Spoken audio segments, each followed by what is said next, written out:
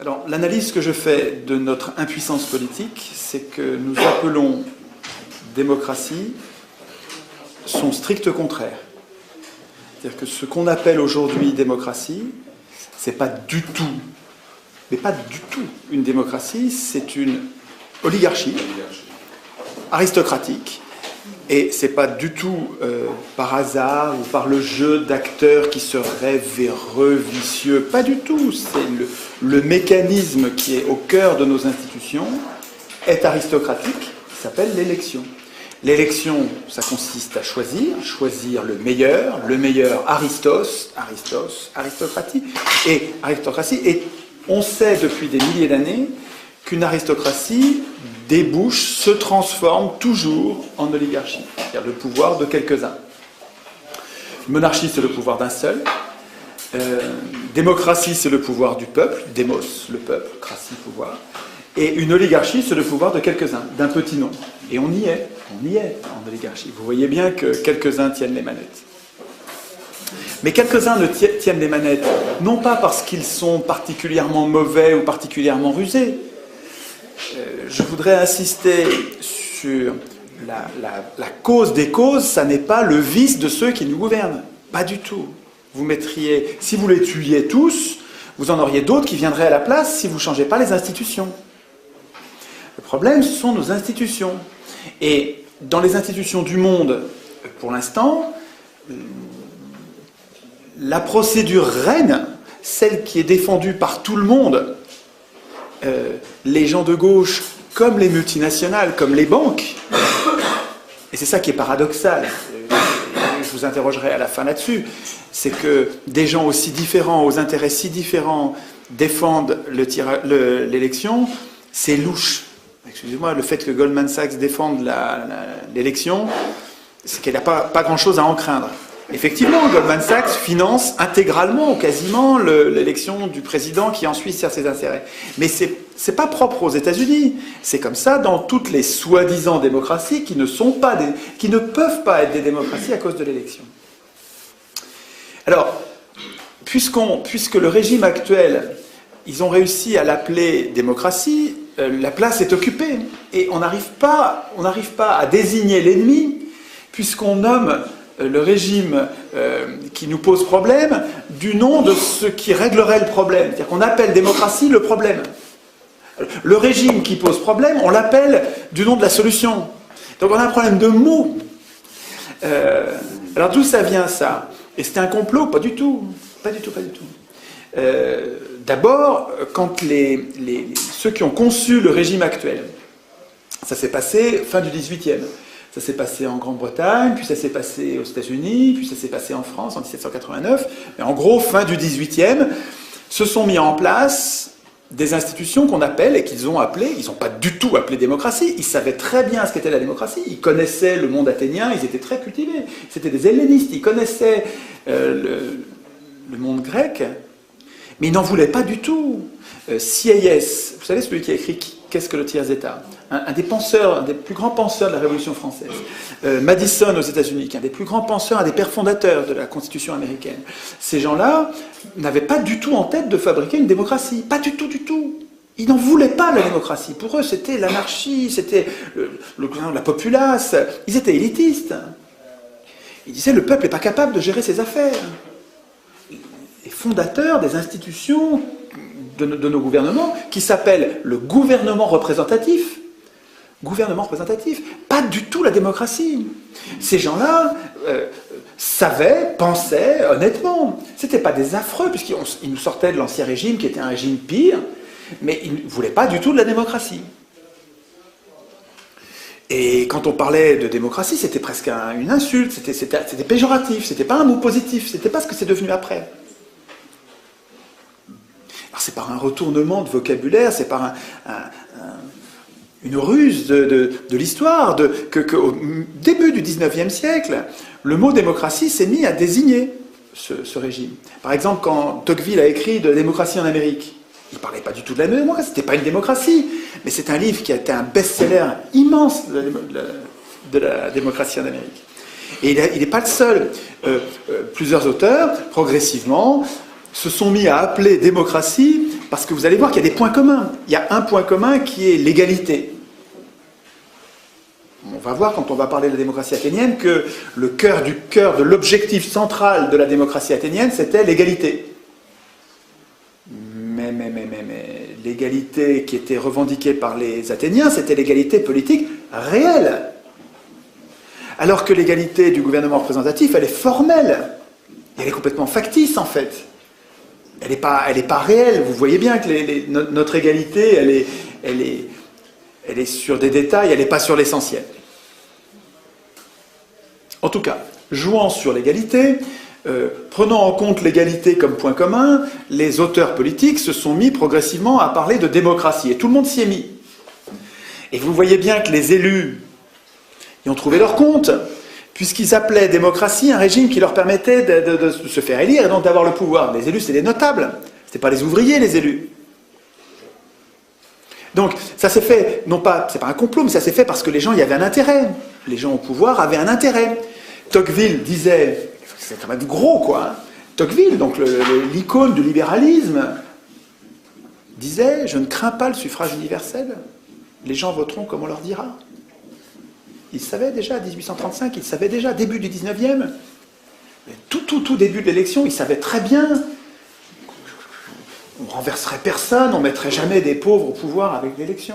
Jamais. Ils le savent très bien depuis le début. Et ça leur va très bien qu'on appelle ça démocratie, parce que démocratie, ça paraît une espèce d'idéal, l'idéal démos, kratos, le pouvoir du peuple. Ouais, c'est bien, c'est nous, on va moins se faire enfumer si c'est nous qui dirigeons. Ben ouais, mais si vous appelez démocratie un régime qui n'a rien à voir et qui est même son strict contraire, ben vous êtes en train de vous faire avoir à grande largeur. Alors,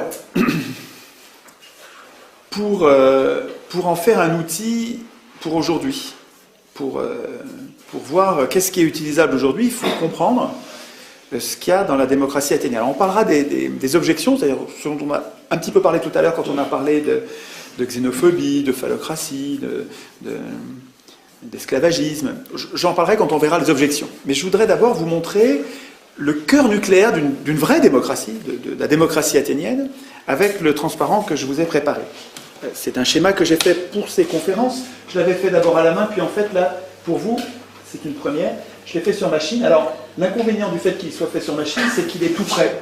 Alors que quand je le faisais à la main, pendant que je vous parlais, je le dessinais en même temps. Alors, on voyait mieux le truc se faire, mais en même temps, comme j'écris pas bien, et puis en même temps, on écrit en parlant, on écrit moi-même, là c'est quand même mieux écrit. Donc je vais vous montrer, peut-être oublier tout le reste.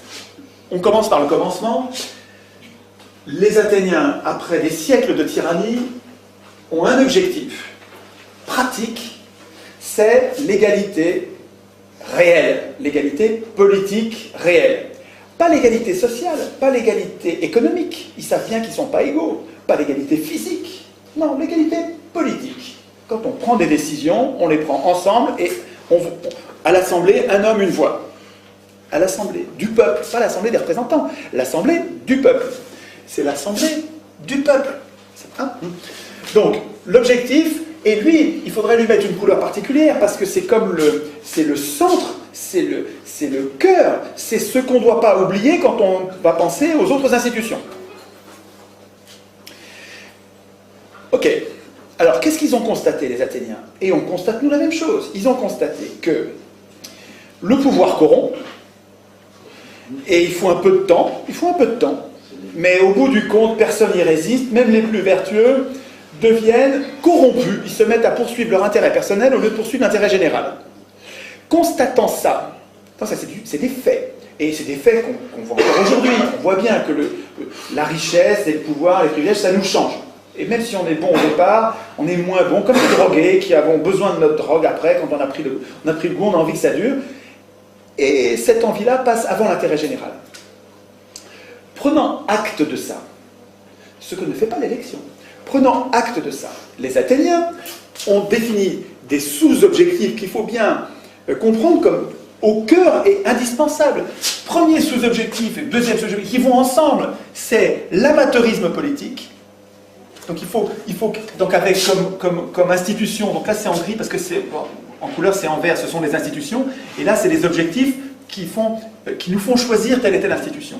Mais donc, rotation des charges, ils font tourner le pouvoir, puisque le pouvoir corrompt, eh bien on ne leur laisse jamais longtemps. On fait tourner le pouvoir pour que ça n'ait pas le temps de les corrompre. Et puis le résultat, ça va être qu'il n'y a pas de professionnalisme. On ne veut pas de professionnels du tout, disaient les Athéniens. On n'en veut pas parce que c'est le cœur de la corruption. Bon, là on n'est pas encore dans les institutions. On en est au cœur de ce qui a motivé la démocratie. La démocratie, elle a existé pour atteindre ses objectifs. Et on pourrait très bien prendre les mêmes pour nous aujourd'hui, en disant, on veut qu'ils soient amateurs, donc il faut que ça tourne, c'est parce qu'on veut qu'ils soient amateurs qu'il faut que ça tourne, c'est parce que ça tourne qu'ils seront amateurs, c'est complètement, ça va ensemble, et tout ça va servir l'égalité. Comprendre qu'il y a une cohérence là-dedans. Et que si je laisse se former une caste de politiciens, je ne vais pas atteindre mon objectif d'égalité. Je vais avoir des professionnels et on ne va plus être égaux. Politiquement. Politiquement, hein, je ne parle pas d'égalité, je sais bien qu'on est inégaux, ils savaient bien qu'on est inégaux devant la richesse, devant l'intelligence, mais politiquement, il faut qu'on soit égaux. C'est ça, le projet démocratique, c'est ça. Bon, ce qu'il faut comprendre, c'est que ces deux sous-objectifs, on n'en est pas encore à des institutions, si peut-être sur les mandats courts et non renouvelables, mais des mandats courts et non renouvelables, c'est pas gérable avec l'élection. Vous n'allez jamais avoir les candidats en nombre suffisant pour alimenter des postes en mandats courts et non renouvelables. Vous ne les aurez pas à l'élection. Parce que quand vous élisez quelqu'un, le mécanisme qui vous a conduit à l'élire, c'est le même qui va vous conduire à le réélire. Et donc, l'élection, elle entraîne avec elle une stabilité du corps politique. Elle entraîne une professionnalisation, une sédimentation. Ça va être toujours les mêmes. Mais dans le génome de l'élection, il y a la professionnalisation de la politique. Ça va avec. C'est programmé avec. Donc, si vous voulez, s'ils avaient choisi le tirage au sort, c'est parce que c'est complètement cohérent. Pour obtenir l'amateurisme, pour obtenir les rotations, c'est les mandats courts et non renouvelables, il faut le tirage au sort. Vous ne pouvez pas garder tout le reste et puis mettre l'élection à la place du tirage au sort, ça ne va pas marcher. L'élection ici ne permet pas l'amateurisme et la rotation des charges. Donc ça ne permet pas l'égalité. Vous ne pouvez pas la remplacer. Le tirage au sort, c'est lui qui permet, en prenant toujours à chaque fois des gens différents au hasard, ça permet la rotation des charges et l'amateurisme, donc l'égalité. Alors ça c'est absolument central. Là on a le cœur nucléaire d'une démocratie. En institutions complémentaires, pour l'objectif central, ils avaient le droit de parole. C'est-à-dire qu'ils savaient bien, ces gens-là n'étaient pas idéalistes. Platon était idéaliste. Les philosophes étaient souvent idéalistes. C'est-à-dire qu'ils nourrissaient, ils alimentaient des mythes qui permettaient de dominer. Vous savez que les mythes, ça sert à dominer. C'est Mirabeau qui disait l'homme est comme le lapin, il s'attrape par les oreilles. On marche aux histoires, on a besoin qu'on nous raconte des histoires. Vous savez, le storytelling, il y a un petit bouquin que je n'ai pas apporté, qui est un bouquin important, tout petit, qui résume, qui fait l'état de la science sur le storytelling. Storytelling, c'est une technique de commercialisation, mais pas seulement une technique de manipulation des humains en leur racontant des histoires. On est très très très vulnérable au bobard. Nous tous, hein, vous et moi, on marche quoi. Quand on nous raconte des histoires, on y croit. On n'a qu'une envie, c'est de croire. Et donc quand on nous raconte des bobards, on demande que ça. Si ça colle avec ce qu'on a déjà compris du réel, on demande que ça. Alors, sachant, les Athéniens, eux, ils n'étaient pas idéalistes. Les Athéniens, ils étaient très très réalistes, très pratiques. Ils savaient qu'ils étaient imparfaits. Ils savaient qu'ils allaient pouvoir piquer dans la caisse. Ils savaient qu'ils allaient pouvoir tirer l'intérêt général vers leur intérêt particulier. Ils savaient qu'ils étaient menteurs. Ils savaient qu'ils n'étaient pas toujours honnêtes. Ils savaient ça. Et ils disent, eh bien, notre système, il va faire que chaque citoyen est potentiellement une sentinelle. Chaque citoyen qui veut parler, qui veut dénoncer, peut dénoncer. Et il garde la vie sauve, parce qu'à l'époque, ça rigolait pas. Hein. Avant que la démocratie, quand il y en a un qui se mettait en travers, donc les opinions dissidentes, elles étaient maltraitées. On s'en débarrassait de façon expéditive. Et les Athéniens ont fait un autre choix. Ils ont dit, on va protéger les opinions dissidentes, on va laisser les gens s'exprimer en instituant l'Iségoria, à quoi ils tenaient plus que l'Isonomia ou d'autres institutions très importantes de la démocratie. L'Iségoria, pour eux, c'était un pilier de la démocratie. Ce pilier, c'est chacun à l'Assemblée peut prendre la parole à tout propos et à tout moment. Il ne le faisait pas. Il fallait, parce que quand on prenait la parole, on en était écouté. Et on était volontiers ridiculisé quand on s'exprimait mal, quand on disait des bêtises, ça rigolait pas. Donc, mais tout le monde pouvait le faire. Et c'est très important que tout le monde... Donc c'est peut-être pas du tout le désordre à l'Assemblée. Hein. Il y avait les magistrats, c'est comme ça qu'on appelait les représentants tirés au sort, leur boulot en partie c'était de faire régner une discipline à l'Assemblée, donc de vérifier que tout ça était ordonné. Et mais le fait que chaque citoyen qui avait une révolte, quelque chose à dire, puisse le dire en gardant la vie sauve à l'Assemblée, c'est absolument essentiel dans l'hygiène de la démocratie. C'est-à-dire que ça, c'est la garantie que les Athéniens se donnaient que la démocratie allait durer. Parce que toute dérive oligarchique, ils savaient bien qu'il y avait des dérives oligarchiques, mais chaque citoyen, ils étaient armés, je vous rappelle, hein, chaque citoyen avait le pouvoir, par les institutions qui le protégeaient, un peu comme aujourd'hui, nos institutions devraient protéger les donneurs d'alerte. Les gens comme Fabrice Nicolino, comme Denis Robert, comme cette dame qui a dénoncé le Mediator, Irène Frachon, voilà, c'est ça. Donc, les donneurs d'alerte, on en a quelques-uns, des gratinés quand même, on en a des courageux qui se donnent du mal. Il faudrait que les institutions les protègent particulièrement, un peu comme le droit du travail, protège particulièrement les délégués syndicaux ou les délégués du personnel. Bon, les institutions athéniennes garantissaient à chacun ce droit de parole. Ça s'appelle l'Iségoria, c'est une institution essentielle. Et ça rendait les citoyens actifs. Le fait, quand vous donnez la parole aux gens et quand vous tenez compte de leurs paroles, ben les gens, ils se donnent du mal. Au contraire, quand vous avez des institutions qui font comme si ce que vous disiez n'avait aucune influence, ben ça dissuade les gens de se donner du mal. On se plaint aujourd'hui de citoyens passifs, mais les institutions rendent passifs. À quoi bon être actif, puisque de toute façon, ça ne changera rien.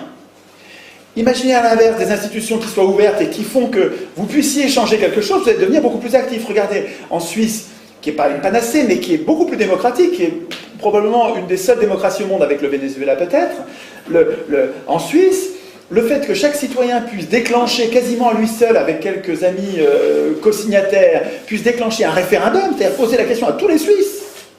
Non mais ça les rend vachement actifs. Quand vous allez en Suisse, c'est étonnant l'activité politique, quand vous en parlez, ces gens-là font de la politique. Beaucoup plus que nous. Alors c'est pas parfait, il reste... Les Athéniens eux-mêmes se plaignaient de la passivité, hein, on n'est jamais content, on voudrait toujours que ce soit... Mais enfin, c'est quand même... La cité d'Athènes, c'est dans l'histoire des hommes, de ce qu'on connaît, c'est la plus grande activité politique qu'on ait jamais connue. Il y a des institutions ouvertes font des citoyens actifs.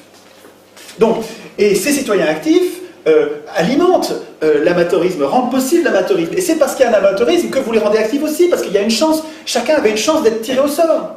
Le tirage au sort, il rend plausible la possibilité que je sois un jour président d'Athènes. Un citoyen sur 4, le président d'Athènes était désigné au sort tous les jours.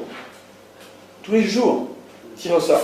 Et donc chaque citoyen pouvait dire, dans ma vie j'ai été une fois président d'Athènes. Et aucun pouvait dire je l'ai été 2 fois, parce que c'était non renouvelable. Ça tournait. Mais quand vous savez qu'il y a dans le potentiel de ce qui va vous arriver, vous allez être un jour le porte-parole du groupe, et ça change complètement votre rapport à la politique. Vous vous mettez à faire de la politique de façon naturelle, parce que elle est partout la politique. Mais il ne faut pas mettre la charrue avant les bœufs, il ne faut pas attendre qu'on se mette à nous à faire de la politique pour que les institutions changent. À mon avis, de bonnes institutions fabriqueront de bons citoyens. De bonnes institutions sont pédagogiques, elles sont une école. J'y reviendrai quand on parlera des jurés et de ce qu'en disait Tocqueville. Parce que Tocqueville a écrit des pages formidables. Tocqueville était un défenseur acharné, enfin un défenseur fervent du tirage au sort. Et les mots qu'il a utilisés, je vous les lirai texto, parce que Tocqueville s'est merveilleusement exprimé, c'est beau ce qu'il dit. Alors, c'était un aristocrate qui, je pense profondément, était antidémocrate, mais qui était honnête, c'est-à-dire que quand il décrivait sa pensée, il essayait de voir le bon côté de chacun des points de vue. Et c'est ça qui fait que Tocqueville est aimé par tout le monde, parce que tout le monde arrive à trouver ce qu'il veut dans Tocqueville, c'est que Tocqueville ne montre pas vraiment ce qu'il pense. Il y a d'ailleurs une lettre de son frère, on a la correspondance de Tocqueville avec son frère, et Tocqueville faisait lire les chapitres de la démocratie en Amérique au fur et à mesure où il l'écrivait. Et on a une lettre dans laquelle son frère, je ne me souviens plus de son prénom, lui écrit à Alexis Tocqueville, et lui écrit en lui disant « Ce chapitre que tu m'as envoyé là, on avait dit pourtant que tu montrerais pas ce que tu penses. Et là, j'ai vu ce que tu penses. Je l'ai vu. Il faut que tu le réécrives. » Donc il réécrivait, il pesait ce qu'il écrivait pour qu'on ne voit pas ce qu'il pense, et ça donnait à son écriture une force qui est extrêmement séduisante, parce que il montre les qualités de la démocratie, enfin de ce qu'il appelle la démocratie, parce que c'est pas du tout une démocratie, je rappelle, hein, mais enfin bon, c'est plus commode de l'appeler comme ça. Il décrit le régime américain avec ses forces et ses faiblesses, avec une honnêteté qui est utile pour nous aujourd'hui. Parce que c'est vrai que le régime représentatif tel qu'on le vit, il a des travers qui nous conduisent à la dictature, une dictature douce que décrit Tocqueville et qui est celle qu'on vit en ce moment. Donc Tocqueville, malgré le fait qu'il soit antidémocrate, on y trouve des choses formidables. Et les passages sur le tirage au sort sont une pure merveille, on verra ça tout à l'heure. Donc, si vous voulez, le cœur nucléaire de la démocratie, c'est ça là. C'est l'objectif, les sous-objectifs et la procédure qui rend possible ces sous-objectifs. Si vous changez quelque chose là-dedans, vous perdez la démocratie, quoi. Alors, ils avaient peur du tirage au sort comme nous. Pareil, la même peur. C'était les mêmes humains. Et ils réfléchissaient bien, ils n'étaient pas loin d'être bêtes, c'est pas parce que c'était il y a 2500 ans, ils réfléchissaient exactement comme vous aujourd'hui, pareil. Peut-être plus parce qu'ils faisaient plus de politique. Et donc ils avaient peur de tirer au sort des abrutis. Alors d'abord, ils ne donnaient pas le pouvoir au tiré au sort. Le tiré au sort, c'était pas celui qui décidait. Celui qui décidait, c'était l'Assemblée. C'est pas les représentants, c'est l'Assemblée. Donc il faut pas imaginer qu'on remplace l'élection par le tirage au sort et puis on laisse le pouvoir comme le pouvoir aux élus. Pas du tout, ça marche pas comme ça. Il faut comprendre, la démocratie, c'est autre chose que notre système actuel. Alors il y a des points communs, puisqu'on prend des décisions collectives, il faut qu'on évalue les décisions collectives, il faut qu'on exécute les décisions collectives, il faut qu'on procède au jugement des conflits entre particuliers. Donc il y a des tas de points communs. Il faut qu'on atteigne des objectifs comparables, mais l'équilibre, la philosophie des institutions, il faut comprendre qu'elle change complètement. Alors, on verra après comment, quand on est un grand nombre, ça peut continuer à fonctionner. Mais vous verrez qu'avec la fédération, avec la démocratie qui s'exerce à petite échelle, et avec la fédération qui remonte en pyramide avec des contrôles de pouvoir à tous les étages, c'est tout à fait imaginable. J'y reviendrai tout à l'heure sur la faisabilité aujourd'hui. Mais donc, je vous en parlais tout à l'heure avant qu'on fasse cette deuxième partie. Il se trouve que le tirage au sort entraîne mécaniquement et pratiquement sans exception, les exceptions elles sont marginales, une désynchronisation. C'est Hansen qui parle de ça. Il y a 2 livres absolument, là il y a plein de livres sur la démocratie athénienne qui sont vraiment formidables, mais l'histoire des Athéniens au quotidien, quand ils vont tirer au sort, les machines qu'ils utilisent, les problèmes qu'ils ont avec leur démocratie, c'est dans un très très très bon livre. Ce livre-là se lit, c'est un bonheur. On a l'impression de vivre une société qu'on aimerait vivre aujourd'hui.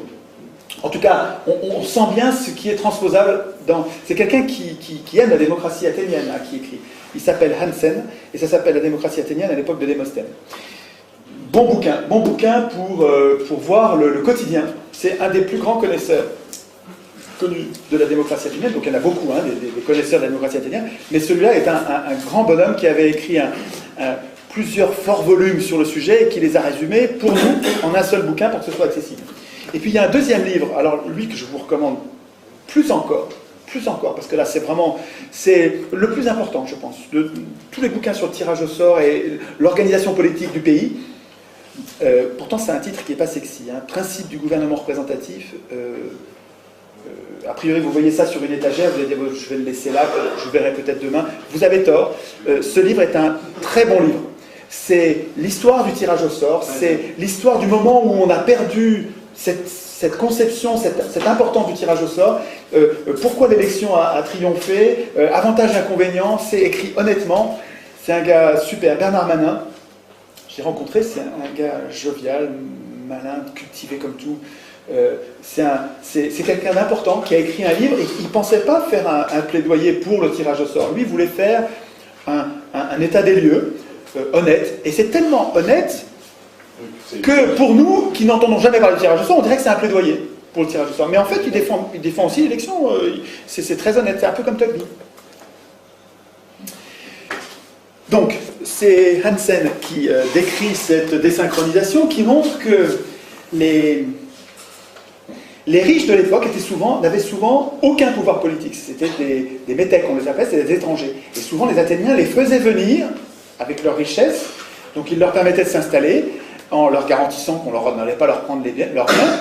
Et finalement, les riches, là, ces métèques, faisaient leurs affaires, ils vivaient très confortablement, ils s'étaient très bien installés, ils n'avaient aucun pouvoir politique, mais manifestement, pendant 200 ans, ça ne les a pas empêchés de prospérer. Et Athènes était une cité très prospère. Alors, je dis pas... Je sais qu'elle était colonialiste, qu'elle était guerrière, qu'elle faisait des expéditions, comme tous les peuples de l'époque. Je ne dis pas qu'il faut vivre comme les Athéniens. Je dis juste que, par rapport aux autres cités de l'époque, c'était une cité d'une remarquable stabilité, d'une grande prospérité, avec une activité politique intense, et surtout, moi, ce qui me paraît transposable aujourd'hui, et le germe qui m'intéresse, Castoriadis, un philosophe immense, disait que Athènes, c'est pas un modèle, parce qu'il y a tas de choses qu'on ne veut pas de la société athénienne, mais c'est un germe. Et il me semble que le germe, il est là. Ce truc-là qui fait que les riches ne dirigent jamais. Ça vous fait pas quelque chose, ça, et que les pauvres dirigent toujours. Eh ben, bon sang, eh ben, quand même. C'est quand même une grosse différence. En fait, c'est quoi? Oui, c'est un détail, on va passer à autre chose. Non, réfléchissez. Alors, bon, en tout cas,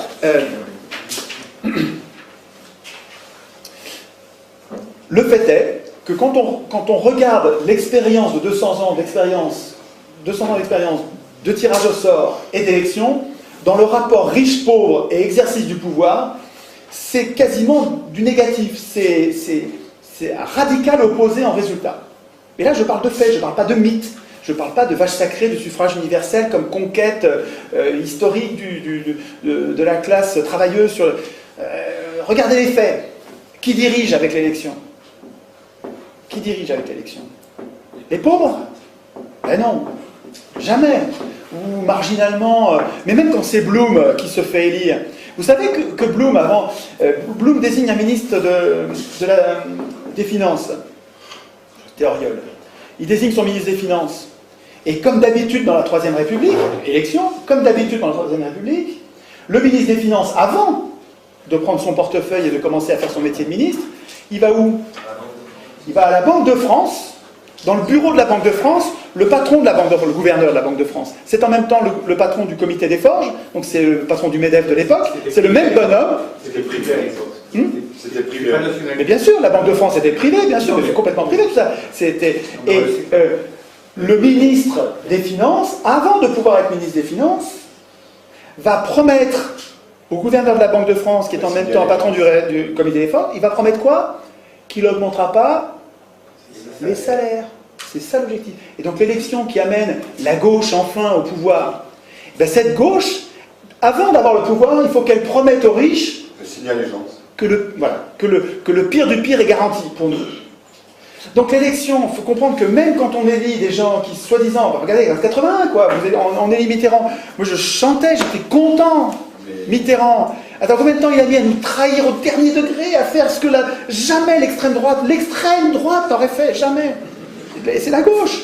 C'est le résultat de l'élection. C'est lui qui a contribué le plus à la dette. Ben oui, à la dette, absolument. Il était à gauche de l'extrême droite. Il n'était même pas à gauche, il était à droite. Il était à droite, puis en fait, il nous enfume, tous ces gens-là nous enfument avec des mots, quoi, parce que je vous rappelle qu'on est très sensible au bobard. Aujourd'hui, l'histoire est révélée aussi avec Mitterrand, oui. L'Oréal et tout ça, parce que c'est lié aussi à la Banque fédérale américaine à travers les nazis. Mais bon, ça, on en parlera un autre jour.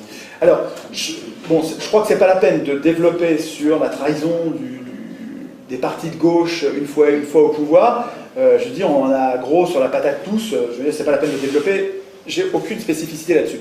Moi, ce que je crois crois que ce qu'il y a d'original dans ce que je vous raconte, c'est sur l'alternative, qui n'est pas une alternative pour tout de suite, je suis désolé, ça va pas être immédiat, il faut d'abord qu'on se passe le mot entre nous et qu'on soit des millions à défendre cette idée. Tant qu'on sera une poignée, 100 ou 1000 personnes, ça ne suffira pas, ça ne changera pas. Il faut que ça se diffuse, c'est-à-dire qu'il faut que chacun d'entre nous, on fasse ce boulot d'explication pour comprendre, quoi, pour arrêter de croire aux bobards, aux histoires, aux mythes, et puis qu'on regarde les faits, et puis quand on regarde les faits, qu'on s'aperçoit que, attends, on est en train de nous dire que c'est ça le progrès social, mais qu'on n'arrive pas au progrès social tant que c'est les riches qui dirigent. Les riches, ils ne veulent pas du progrès social. Non. Eh ben, regardez l'expérience des Athéniens, c'était il y a 2500 ans, et c'est quand même intéressant. Alors, sur le plan pratique de l'organisation, il reste que si on devait tirer au sort aujourd'hui les gens, on a quand même peur de tirer au sort. Alors moi, dans les assemblées, ils me disent, et si on tire au sort Le Pen? Ils ont peur de Le Pen. Ou si, vous savez, les gens de Le Pen, si vous dites on tire au sort un communiste, ça leur fait le même effet. Bon, si on tire au sort quelqu'un dont on n'a pas envie du tout. Les Athéniens, ils avaient la même peur. Ils avaient exactement la même peur. Ils avaient peur de certaines personnes qu'ils ne voulaient en aucun cas. Ça existait aussi, déjà à l'époque. Et pourtant, c'est ça qu'ils ont choisi, et ça a très bien marché. Donc, c'est qu'ils ont trouvé autre chose. Alors, c'est cette partie-là dans laquelle j'ai regroupé une série d'institutions, donc elles sont toutes en vert. Vous trouvez ça sur le site, hein, vous le trouvez, et puis les commentaires, ce que je suis en train de vous dire, vous le trouvez aussi, y compris ce que j'aurais oublié, puisque là je parle en improvisant, mais je vais peut-être oublier un point ou deux, mais vous le retrouvez, il y a le texte, ce qui me semble être, en oubliant pas grand-chose, à dire en commentaire de ça. Donc c'est dans ces institutions-là que les Athéniens se sont protégés contre le tirage au sort, n'importe quoi. Alors, il faut comprendre que donc vous avez compris, c'est des mandats courts non renouvelables. Les mandats courts, c'était 6 mois, 1 an, rarement plus d'1 an, et non renouvelables. Non renouvelables dans la même fonction. C'est-à-dire que si j'ai été tiré au sort pour une fonction, je peux être tiré au sort pour une autre fonction, mais plus pour celle-là. En tout cas, il y avait des variations. En tout cas, ça c'était absolument essentiel. Je mets ça dans les institutions. Le cœur du cœur d'une démocratie, c'est au centre. Ça, si vous retirez ça, ça y est, vous avez perdu la démocratie. Alors, donc il y a des mandats, et donc il y a des contrôles. Et c'est ça qui est très important. Il faudra que je pense à dire ça au moment de la synthèse, parce qu'entre l'élection et le tirage au sort, le fond du fond, ce qui fait que c'est malin, c'est le fond du fond. Mais j'y viendrai après. Donc, le mandat est l'objet de plein de contrôles, des contrôles avant, des contrôles pendant, des contrôles à la fin du mandat et des contrôles après le mandat. Donc, ces contrôles, ils en avaient tout le temps. Il faut comprendre que le tir au sort, ils avaient peur. C'était pas la même chose que les élus aujourd'hui. Je ne sais pas si vous voyez la différence. Les tirs au sort, ils avaient le sens d'une responsabilité, d'un devoir. Ils ne venaient pas se goinfrer en étant impunis de tout, irresponsables. Ça n'a rien à voir. Donc, alors, avant le mandat, qu'est-ce qu'il y avait comme contrôle pour éviter de tirer au sort n'importe qui? Il y avait le volontariat, c'est-à-dire que n'étaient tirés au sort que ceux qui se présentaient le matin à l'Assemblée, donc ils étaient 6000 à peu près en gros à l'Assemblée, ça variable suivant les époques, mais en gros, et il y en avait en gros 2000 qui se présentaient pour le tirage au sort de la journée. Alors il y avait une machine, un clérothérion. Sur le site, vous trouverez le fonctionnement. Il y a un très bon bouquin de Saint-Omer, Le pouvoir au peuple.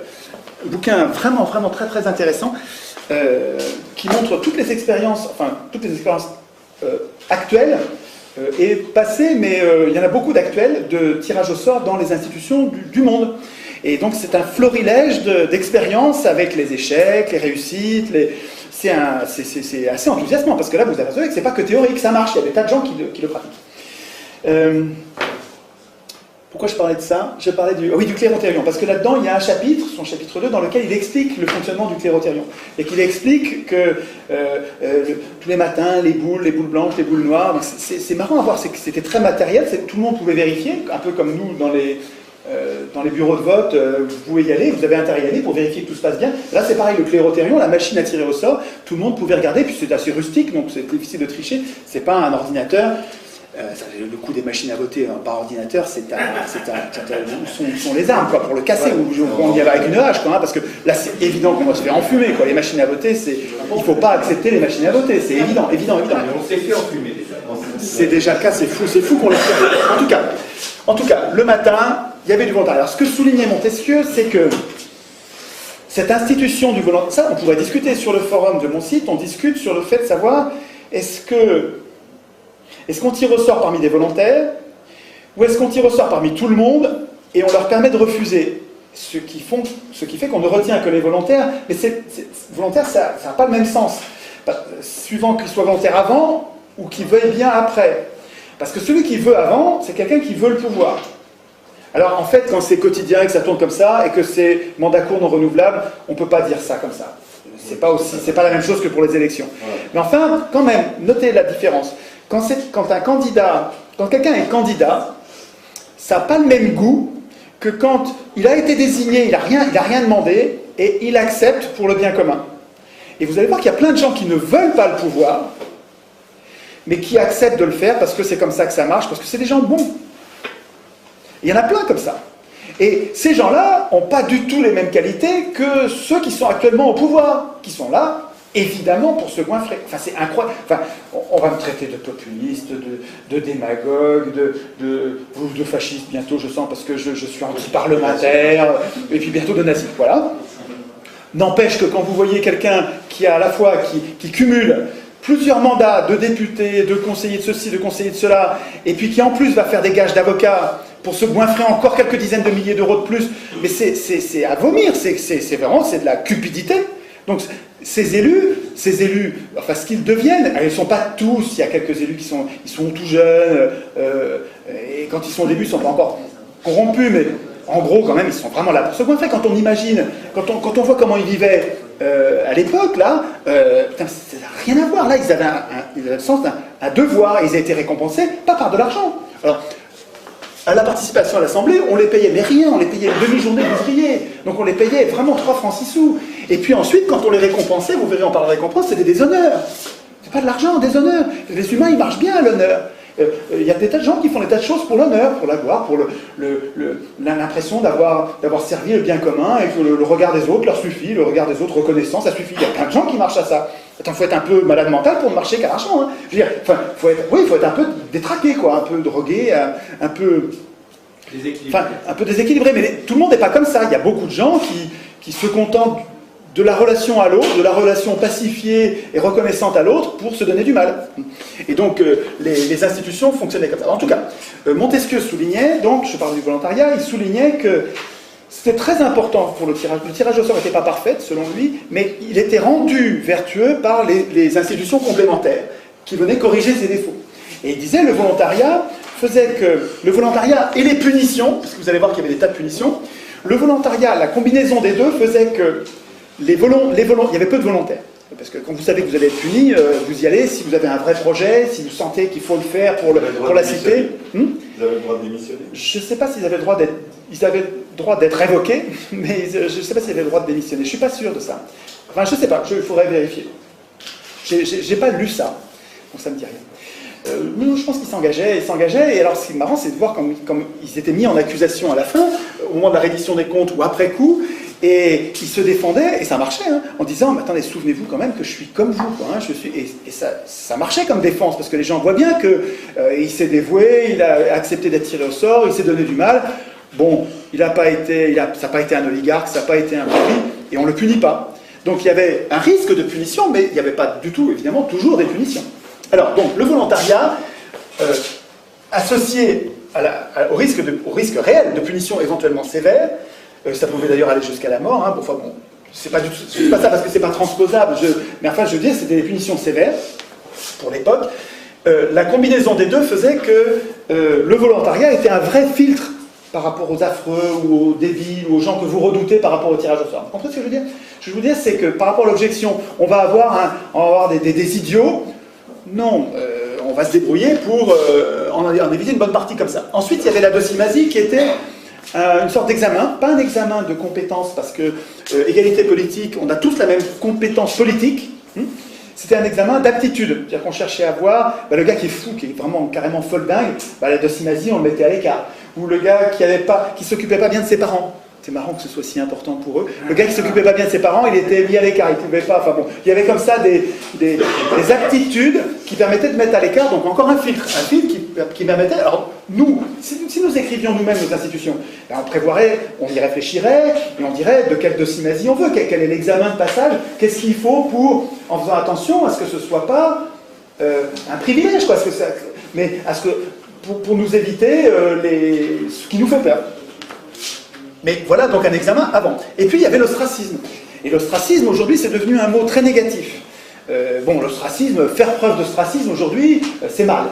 Mais à l'époque, c'était non seulement il n'y avait pas de connotation péjorative, mais ça faisait partie de l'hygiène de base de la démocratie. C'est-à-dire que l'ostracisme, ça vient de ostracon, qui est un bout de poterie.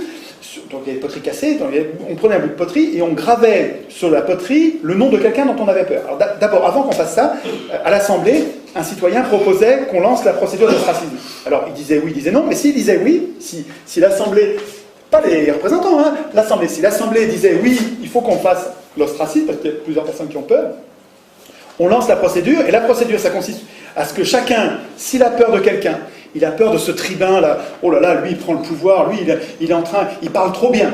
C'est pour ça qu'ils ostracisaient les gens. Hein. Lui il parle trop bien, ou bien lui il est en train de magouiller, il nous fait peur, pour une raison X ou Y, on grave son nom sur un ostracon, donc c'est un petit bout de poterie, et ensuite on compte les ostracons, on compte les noms. Et celui qui avait le plus de fois son nom gravé sur les ostracons, on le tuait pas, on lui prenait pas ses biens, on le déshonorait même pas, mais on le mettait à l'écart de la vie politique pendant 10 ans. C'est quand même pas... et il y en avait plein d'autres qui n'étaient pas dans la vie politique. Je vous rappelle que les femmes, les esclaves, les métèques, donc des gens qui vivaient très bien, les métèques, qui pouvaient être très riches, tous ces gens-là vivaient en dehors de la politique, donc ils n'étaient pas à l'Assemblée, ils n'étaient pas citoyens, c'était pas la mort, quoi. Hein. Mais en tout cas, la démocratie avait en elle-même un rouage important qui permettait de mettre, pas à mort, à l'écart de la vie politique, pendant 10 ans, quelqu'un dont on avait peur. Donc, rendez-vous compte encore que c'est quelque chose qui nous manque aujourd'hui. Aujourd'hui, quand on vous présente deux candidats, prenez l'exemple que vous voulez dans le passé récent de votre pays, vous avez deux candidats qui vous paraissent deux affreux. Qu'est-ce que vous faites ? Vous êtes coincé, vous avez le choix entre la peste et le choléra. Vous n'avez même pas le vote blanc qui vous permet de dire « mais je veux qu'ils rentrent tous les deux chez eux ». On pourrait avoir un vote blanc qui dirait... Le sens politique du vote blanc, c'est « je veux d'aucun de ces gens-là ». Ou la question que vous me posez, elle est débile, je ne veux pas de cette question. Le vote blanc, il sert à dire « rentrez chez vous avec votre question » ou « rentrez chez vous les candidats et mettez-moi d'autres candidats ». Et pourtant, le vote blanc, il est interprété comme valant, comme nul, et il est mélangé avec les nuls et jeté à la poubelle. C'est révoltant. Mais pourquoi ? Qui a écrit ces règles ? Qui a écrit les règles qui mélangent le vote blanc avec les votes nuls ? C'est des élus. Ben c'est normal qu'ils écrivent ça. On peut presque pas leur en vouloir. C'est notre faute d'avoir laissé les élus écrire la Constitution. C'est juste notre faute. J'insiste, hein, c'est votre faute à vous, chacun, et puis à moi, hein, parce qu'on les laisse faire. On ne devrait pas laisser les élus écrire la Constitution. Sinon, ils n'écrivent pas le respect du vote blanc, ils n'écrivent pas le référendum d'initiative populaire, ils n'écrivent pas les mandats courts et non renouvelables, évidemment, ils n'écrivent pas une chambre sur deux tirée au sort au moins, voire deux chambres tirées au sort, ils n'écrivent pas les jurés citoyens, ils n'écrivent pas toutes les institutions dont on a besoin. Bon, là j'anticipe sur la fin, mais en fait elle soigne de partout. C'est pas aux hommes au pouvoir d'écrire les règles du pouvoir, c'est pas aux politiciens de métier, c'est pas aux hommes de parti d'écrire les règles du pouvoir. Même si c'est le parti que vous aimez bien. Comprenez, prenez du recul. Si vous êtes d'un parti, vous pouvez évidemment, puisqu'on n'a que ça pour se bagarrer, donc je ne vais pas vous faire le reproche d'être dans un parti, mais ce qu'il faut comprendre, c'est que, quel que soit votre parti, il faut que vous compreniez que si vous aspirez au pouvoir, ben, votre honneur, c'est de ne pas écrire la Constitution. Et si en même temps vous aspirez au pouvoir, et en même temps vous voulez écrire la Constitution, ben, vous êtes déjà dans une dérive oligarchique, vous êtes en train déjà d'être un voleur de pouvoir. Vous êtes en train de vous préparer à être juge et parti, d'écrire des règles pour vous-même et d'enfumer tous les autres. Ce qui s'est passé avec la Constitution européenne. Européenne, évidemment. Européenne, française, hein, oui, De Gaulle qui écrit pour lui-même. Oui, non, mais les exemples, ils sont tous. Tu prends toutes les constitutions du monde, hein, à part celle du Venezuela. Et à part celle-là, évidemment, qui a été écrite par Solon, Clisthène, qui ont... Solon est parti après avoir écrit les règles, il est parti pendant 10 ans. Donc il n'a pas écrit les règles pour lui-même, comme par hasard. Il a écrit une démocratie. La suite. Alors la suite. Oui, parce qu'il faut que je... Alors, ça c'est des contrôles avant. Contrôle pendant, facile à comprendre. Les tirés au sort étaient révocables. Si on s'aperçoit qu'un tiré au sort se met à défaillir, à pas faire son boulot comme il faut en cours de mandat, l'Assemblée peut à tout moment le révoquer. Bon, voilà, ah ben, ça vous rassure pas ça? Attends, est-ce que vous avez ça avec les élus? Non. Eh ben voilà, quand même. Donc, mais ça va avec, hein. Tous ces contrôles-là, ça va avec. Je reviendrai après en prenant du recul. Le point commun de tout ça, c'est qu'on assume que les gens ne sont pas bons. Voilà. On assume les conflits, on assume l'imperfection des gens, on assume que la vertu n'est pas naturelle, n'est pas spontanée, n'est pas innée. On assume ça, et dans les institutions, comme on a compris ça et on l'assume, eh bien on met des contrôles partout. Et donc après ça, vous pouvez moins vous en occuper. J'y reviendrai tout à l'heure, mais vous verrez que finalement ce système-là est beaucoup plus robuste pour les grandes structures, la grande taille. Si l'Europe était bâtie sur ce modèle-là, ben vous pourriez vous en désintéresser parce qu'il y a des contrôles partout. Alors que là, avec l'élection qui présuppose qu'ils sont... Alors on pourrait aussi s'en intéresser, on pourrait faire les deux. Ce qu'il faut comprendre, c'est... On y verra, quand on parlera d'une objection qui consiste à dire oui, mais le tirage au sort ça valait parce qu'ils étaient petits, alors que l'élection on est plein. C'est juste le contraire. L'élection il faudrait qu'on soit petit, et le tirage au sort ça marcherait mieux si c'est dans un système de grande échelle. Donc je fais vite, la révocabilité c'est facile à comprendre. La reddition des comptes, le fait d'avoir à rendre des comptes à la fin. Vous imaginez si vos élus vous rendaient des comptes? Ils vous rendent des comptes et après ça, il a exercé le pouvoir pendant 1 an, et après ça, pendant 6 mois, voire quelquefois pendant 1 an, c'est vachement long la reddition des comptes, ça prenait un temps fou. D'ailleurs, il fallait des gens tirés au sort pour aller contrôler les tirés au sort, c'est d'autres tirés au sort, hein, ils se contrôlaient entre eux. Et donc, pendant 1 an, il fallait qu'ils expliquent pourquoi ils avaient fait ci, pourquoi ils avaient fait ça. Vous savez, c'est 1000 fois plus protecteur que notre système, ce truc-là. C'est 1000 fois plus protecteur.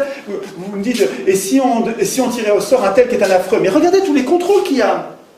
Comme je vous dis, c'est pas le tirage au sort à la place de l'élection. On réfléchit, on n'est pas obligé de le faire bêtement. On peut le faire comme ils l'ont fait, c'est en réfléchissant. C'est-à-dire qu'on fait le tirage au sort parce qu'on a un objectif qu'on veut atteindre, et comme on voit qu'il y a des inconvénients, on fait des institutions qui vont avec les inconvénients. Et alors ça, l'ensemble a une cohérence, et c'est bien plus malin que notre système. Bien plus malin pour l'intérêt général. Ah, c'est moins malin pour les banques. Mais pour l'intérêt général, c'est bien le système-là. Les banques, mais à un moment donné, ils vont nous voir venir. Hein. Bon, tant pis. En tout cas,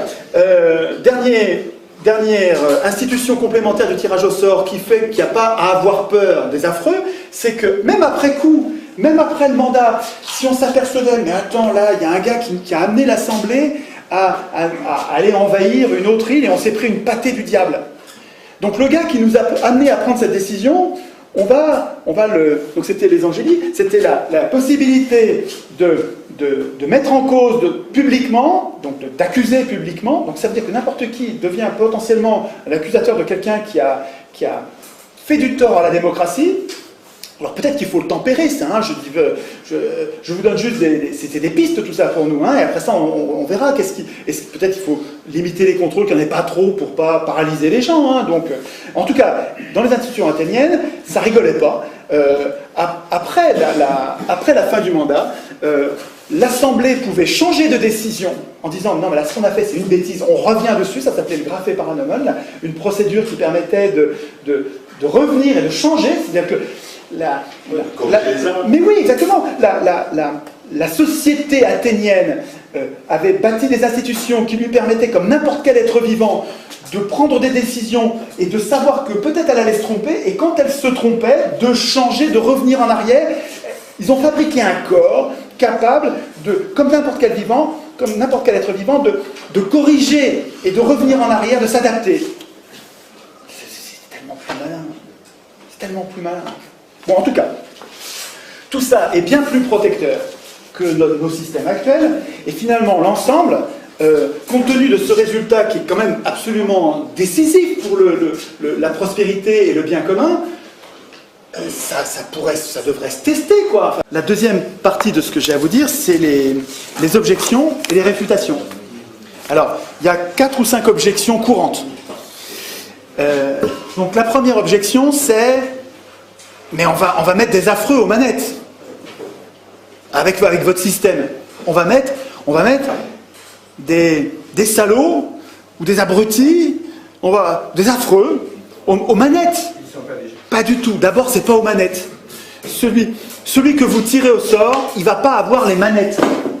C'est pas les représentants qui exercent le pouvoir, c'est l'Assemblée. Donc les représentants, ils nous aident, ils font tout ce que l'Assemblée ne peut pas faire. Ils préparent l'ordre du jour, ils affichent l'ordre du jour, ils vérifient la discipline dans l'Assemblée, ils exécutent les décisions, ils procèdent au tirage au sort, ils vont s'occuper de la reddition des comptes et éventuellement des punitions. Ils font tout ce que l'Assemblée ne peut pas faire. Mais en fait, ils sont nos serviteurs. Ils ne sont pas nos maîtres. Avec l'élection, on choisit nos maîtres. Avec le tirage au sort, on dit mais non, on n'a pas de maître. C'est pas du tout pareil. Il ne s'agit pas juste d'une procédure à changer.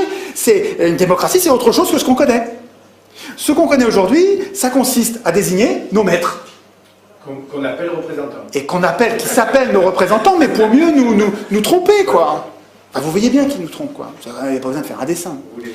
Bon, donc, à l'objection, mais on va désigner les affreux, on va mettre des affreux aux manettes. D'abord, il faut répondre, on ne va pas les mettre aux manettes, c'est pas eux qui ont les manettes, les tirés au sort.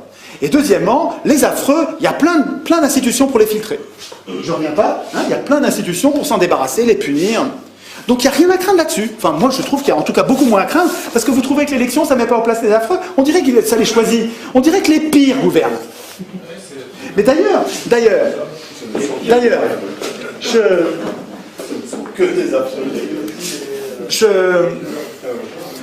je pense que ce livre-là, ça, je pense, moi je dois avoir 1500 ou 2000 bouquins à la maison, j'ai beaucoup de livres, je lis énormément. Mais si je devais garder un livre de tous les livres, ah là là, ça c'est une merveille. Les propos sur le pouvoir d'Alain, et tous les propos, mais les propos sur le pouvoir d'Alain, c'est un livre de chevet, c'est un truc, vous le relisez, c'est de l'intelligence, c'est très très très très très utile. C'est un vrai bon bouquin qu'on peut prendre à l'adolescence, et puis après ça, il vous suit toute votre vie, quoi.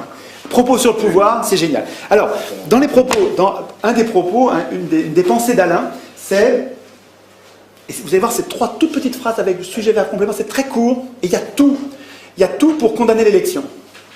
Pour condamner l'élection. Tant que j'avais pas trouvé le tirage au sort, je trouvais que il y avait de quoi se foutre une balle, cette phrase-là, parce que c'était trop vrai, et c'était un piège, on ne pouvait pas en sortir. Mais avec le tirage au sort, alors, qu'est-ce que c'est? Qu'est-ce qu'il disait, Alain? Il disait, les gens bons ne se soucient pas de gouverner. C'est une façon en vieux français de dire, ils ne veulent pas gouverner. Les gens bons n'ont pas envie de gouverner. Tout est là. Autant dire que les pires gouverneront. C'est vrai que si vous avez un système de l'élection qui repose sur la candidature, et que les gens bons ne veulent pas, ne seront pas candidats, ben vous allez avoir que des affreux. Eh bien oui, les pires gouverneront, mais on y est. On y est. Regardez, vous avez Paulson au gouvernement des États-Unis. Vous avez Dick Cheney, vous avez Paulson, Dick Cheney, Rumsfeld, des diables. Tous, la crème de l'horreur. Obama n'est pas mieux.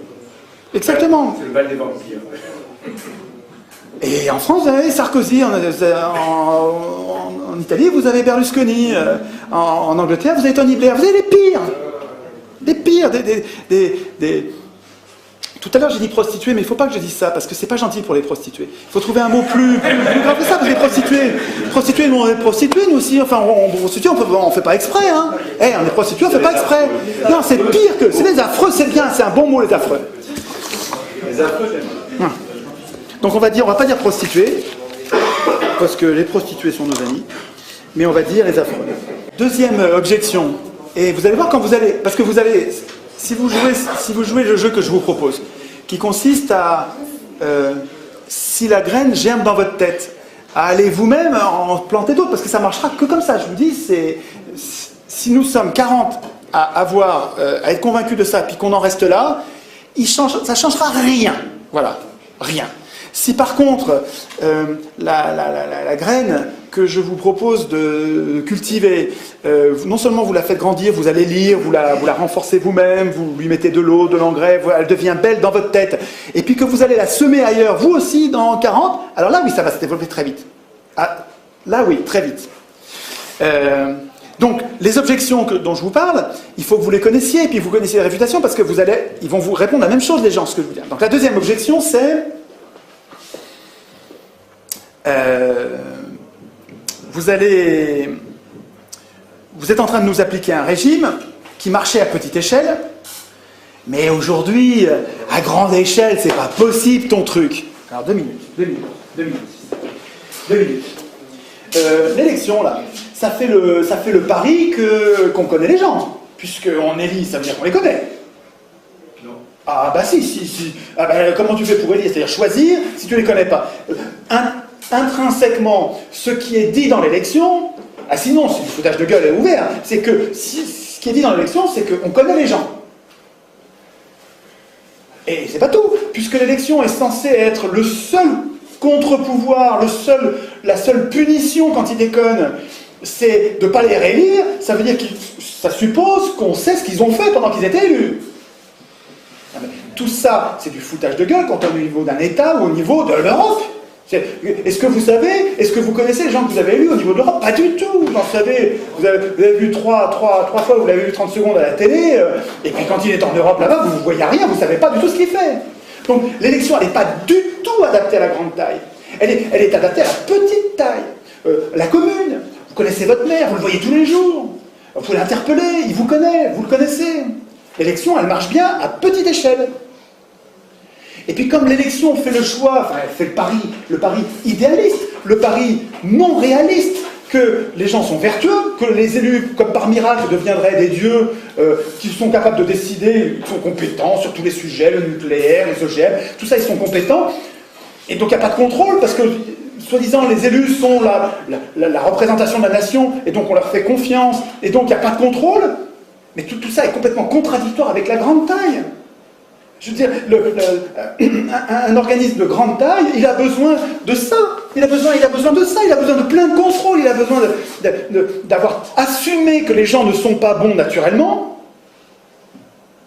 Et qu'il faut des contrôles partout. Ben oui, il faut des contrôles. Mais ils n'aiment pas ça. Mais tant pis, c'est pas eux qui décident. Ben, tant pis, c'est pas eux qui décident. Ah si c'est eux qui décident, ils ne vont pas mettre de contrôle. Ben regardez, là aujourd'hui. Et c'est eux qui écrivent les constitutions. Et bien ils mettent des contrôles nulle part. C'est normal. C'est notre faute à nous, parce qu'on les laisse écrire les constitutions. C'est pas à eux d'écrire les constitutions. Donc, quand on vous dit, ouais, le tirage au sort, ça marchait quand ils étaient petits, sur une petite cité, et ça marcherait pas dans le grand, c'est le contraire. Objection suivante que je repère, c'est on me dit, mais alors avec votre système, on va tout le temps changer d'avis, ça c'est jamais le même. Vous tirez au sort tous les jours le bonhomme, mais attendez, vous allez changer d'avis tous les jours. Comment allez-vous faire pour avoir une politique de long terme, avoir une espèce de vision d'avenir, tu vois, c'est ça qu'ils vous disent en disant le tirage au sort, vous allez avoir n'importe quoi, vous changez de bonhomme, vous changez de politique, vous allez gouverner en zigzag. D'abord, pourquoi pas gouverner en zigzag? Tout ce qui est vivant fonctionne comme ça. Vous prenez n'importe quel enfant qui apprend que ça brûle, ben, la prochaine fois il ira pas, il est en zigzag, oui, il y a été une fois, puis il ira pas une deuxième fois, et tout ce qui est vivant fonctionne comme ça. Pourquoi pas la société moderne avec une assemblée qui se tromperait et qui dirigerait en zigzag? Première parenthèse, mais surtout, cette objection qui consiste à dire on va changer tout le temps d'avis, c'est pas vrai, c'est pas les tirés au sort qui décident. C'est pas les tirés au sort qui décident, c'est l'Assemblée. Et l'Assemblée, elle est stable, c'est tout le temps le même peuple. L'Assemblée, les Athéniens n'avaient pas un problème de zigzag en décidant, c'était toujours les mêmes qui décidaient. Alors, ils étaient une trentaine de milliers et ils étaient que 6000 à l'Assemblée.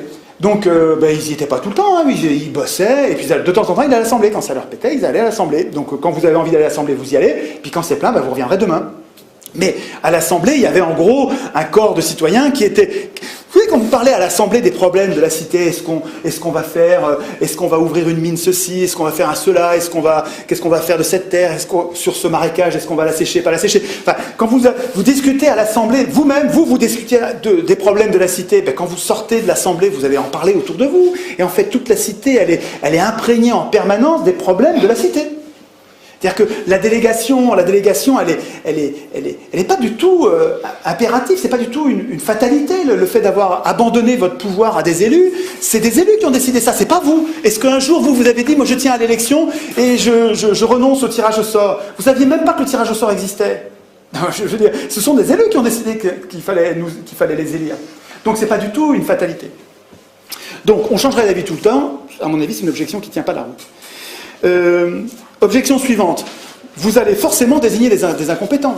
Nous vivons dans un monde complexe. Écoutez, mon vieux, on est allé à la nucléaire, c'est quand même géostratégie mondiale, avec des choses quand même très très très compliquées. Vous allez désigner n'importe qui. Vous allez désigner des incompétents. C'est une blague. Vous trouvez que les élus sont compétents? Est-ce que vous savez combien de bombes atomiques ont été larguées dans l'atmosphère? Je dis bien dans l'atmosphère. Vous savez, Fukushima, c'est un peu des petites vapeurs. Là, je vous parle de bombes atomiques.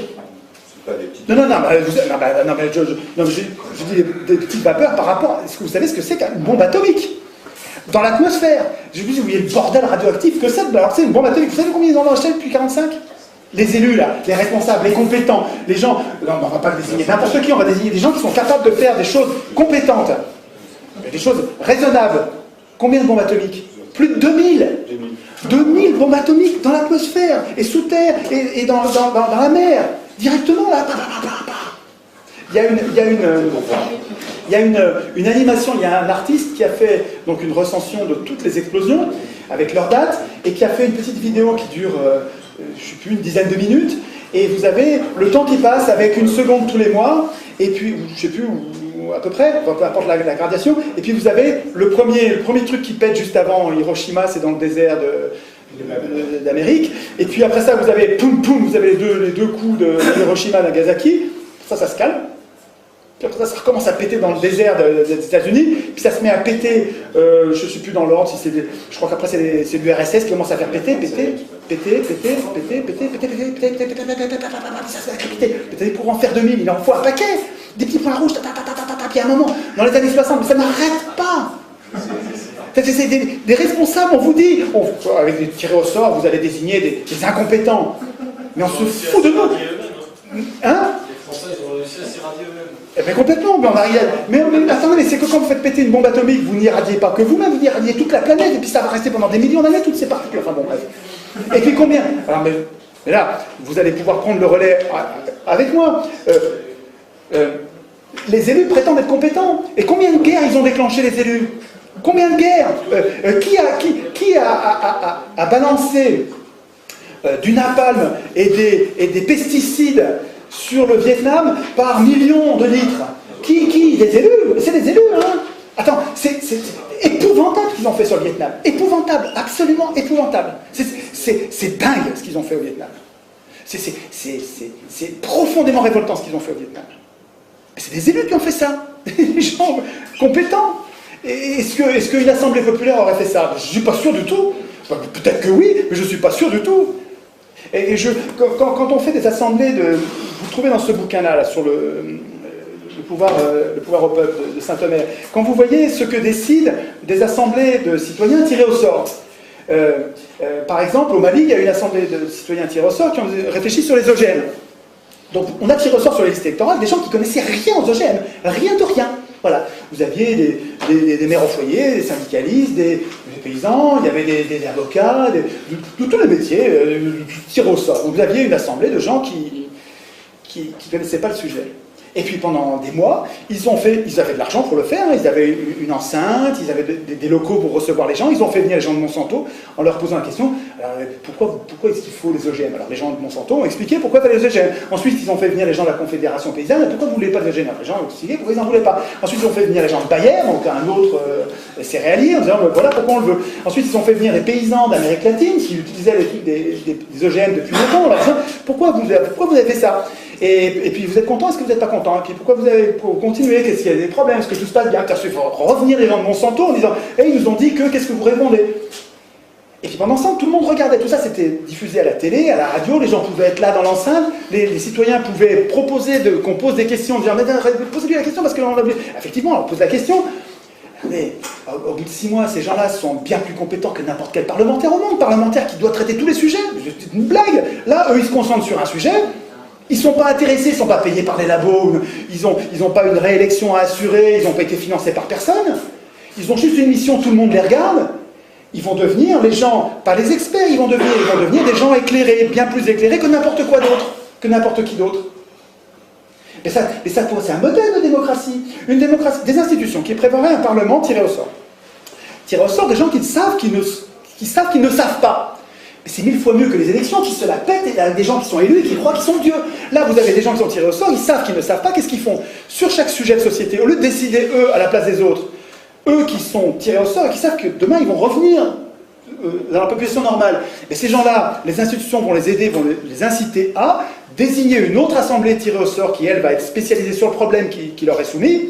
Et en fonction du rapport que va faire l'assemblée spécialisée, ils vont décider de telle ou telle loi. Et éventuellement, s'il y a un doute, eh ben, on fait un référendum. C'est-à-dire que tous les gens décident par référendum. Là, ça n'a pas le même goût. Vous comprenez ça? Alors finalement, sur l'assemblée des OGM, l'assemblée du Mali, là, elle a décidé qu'à l'unanimité, ça c'est parlant, à l'unanimité, c'est plutôt non.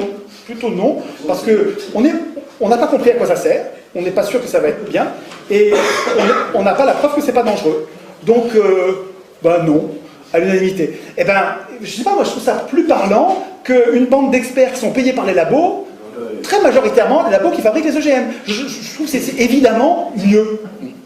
Donc, cette histoire de compétences, c'est des conneries. Le parlementaire médecin qui vient d'être élu, ou le prof qui vient d'être élu, sur le nucléaire, il connaît rien. Sur le réchauffement climatique, il connaît rien. Ce qui va faire sa compétence, je ne dis pas qu'il ne va pas être compétent, il va être compétent quand il va se mettre à bosser sur un dossier.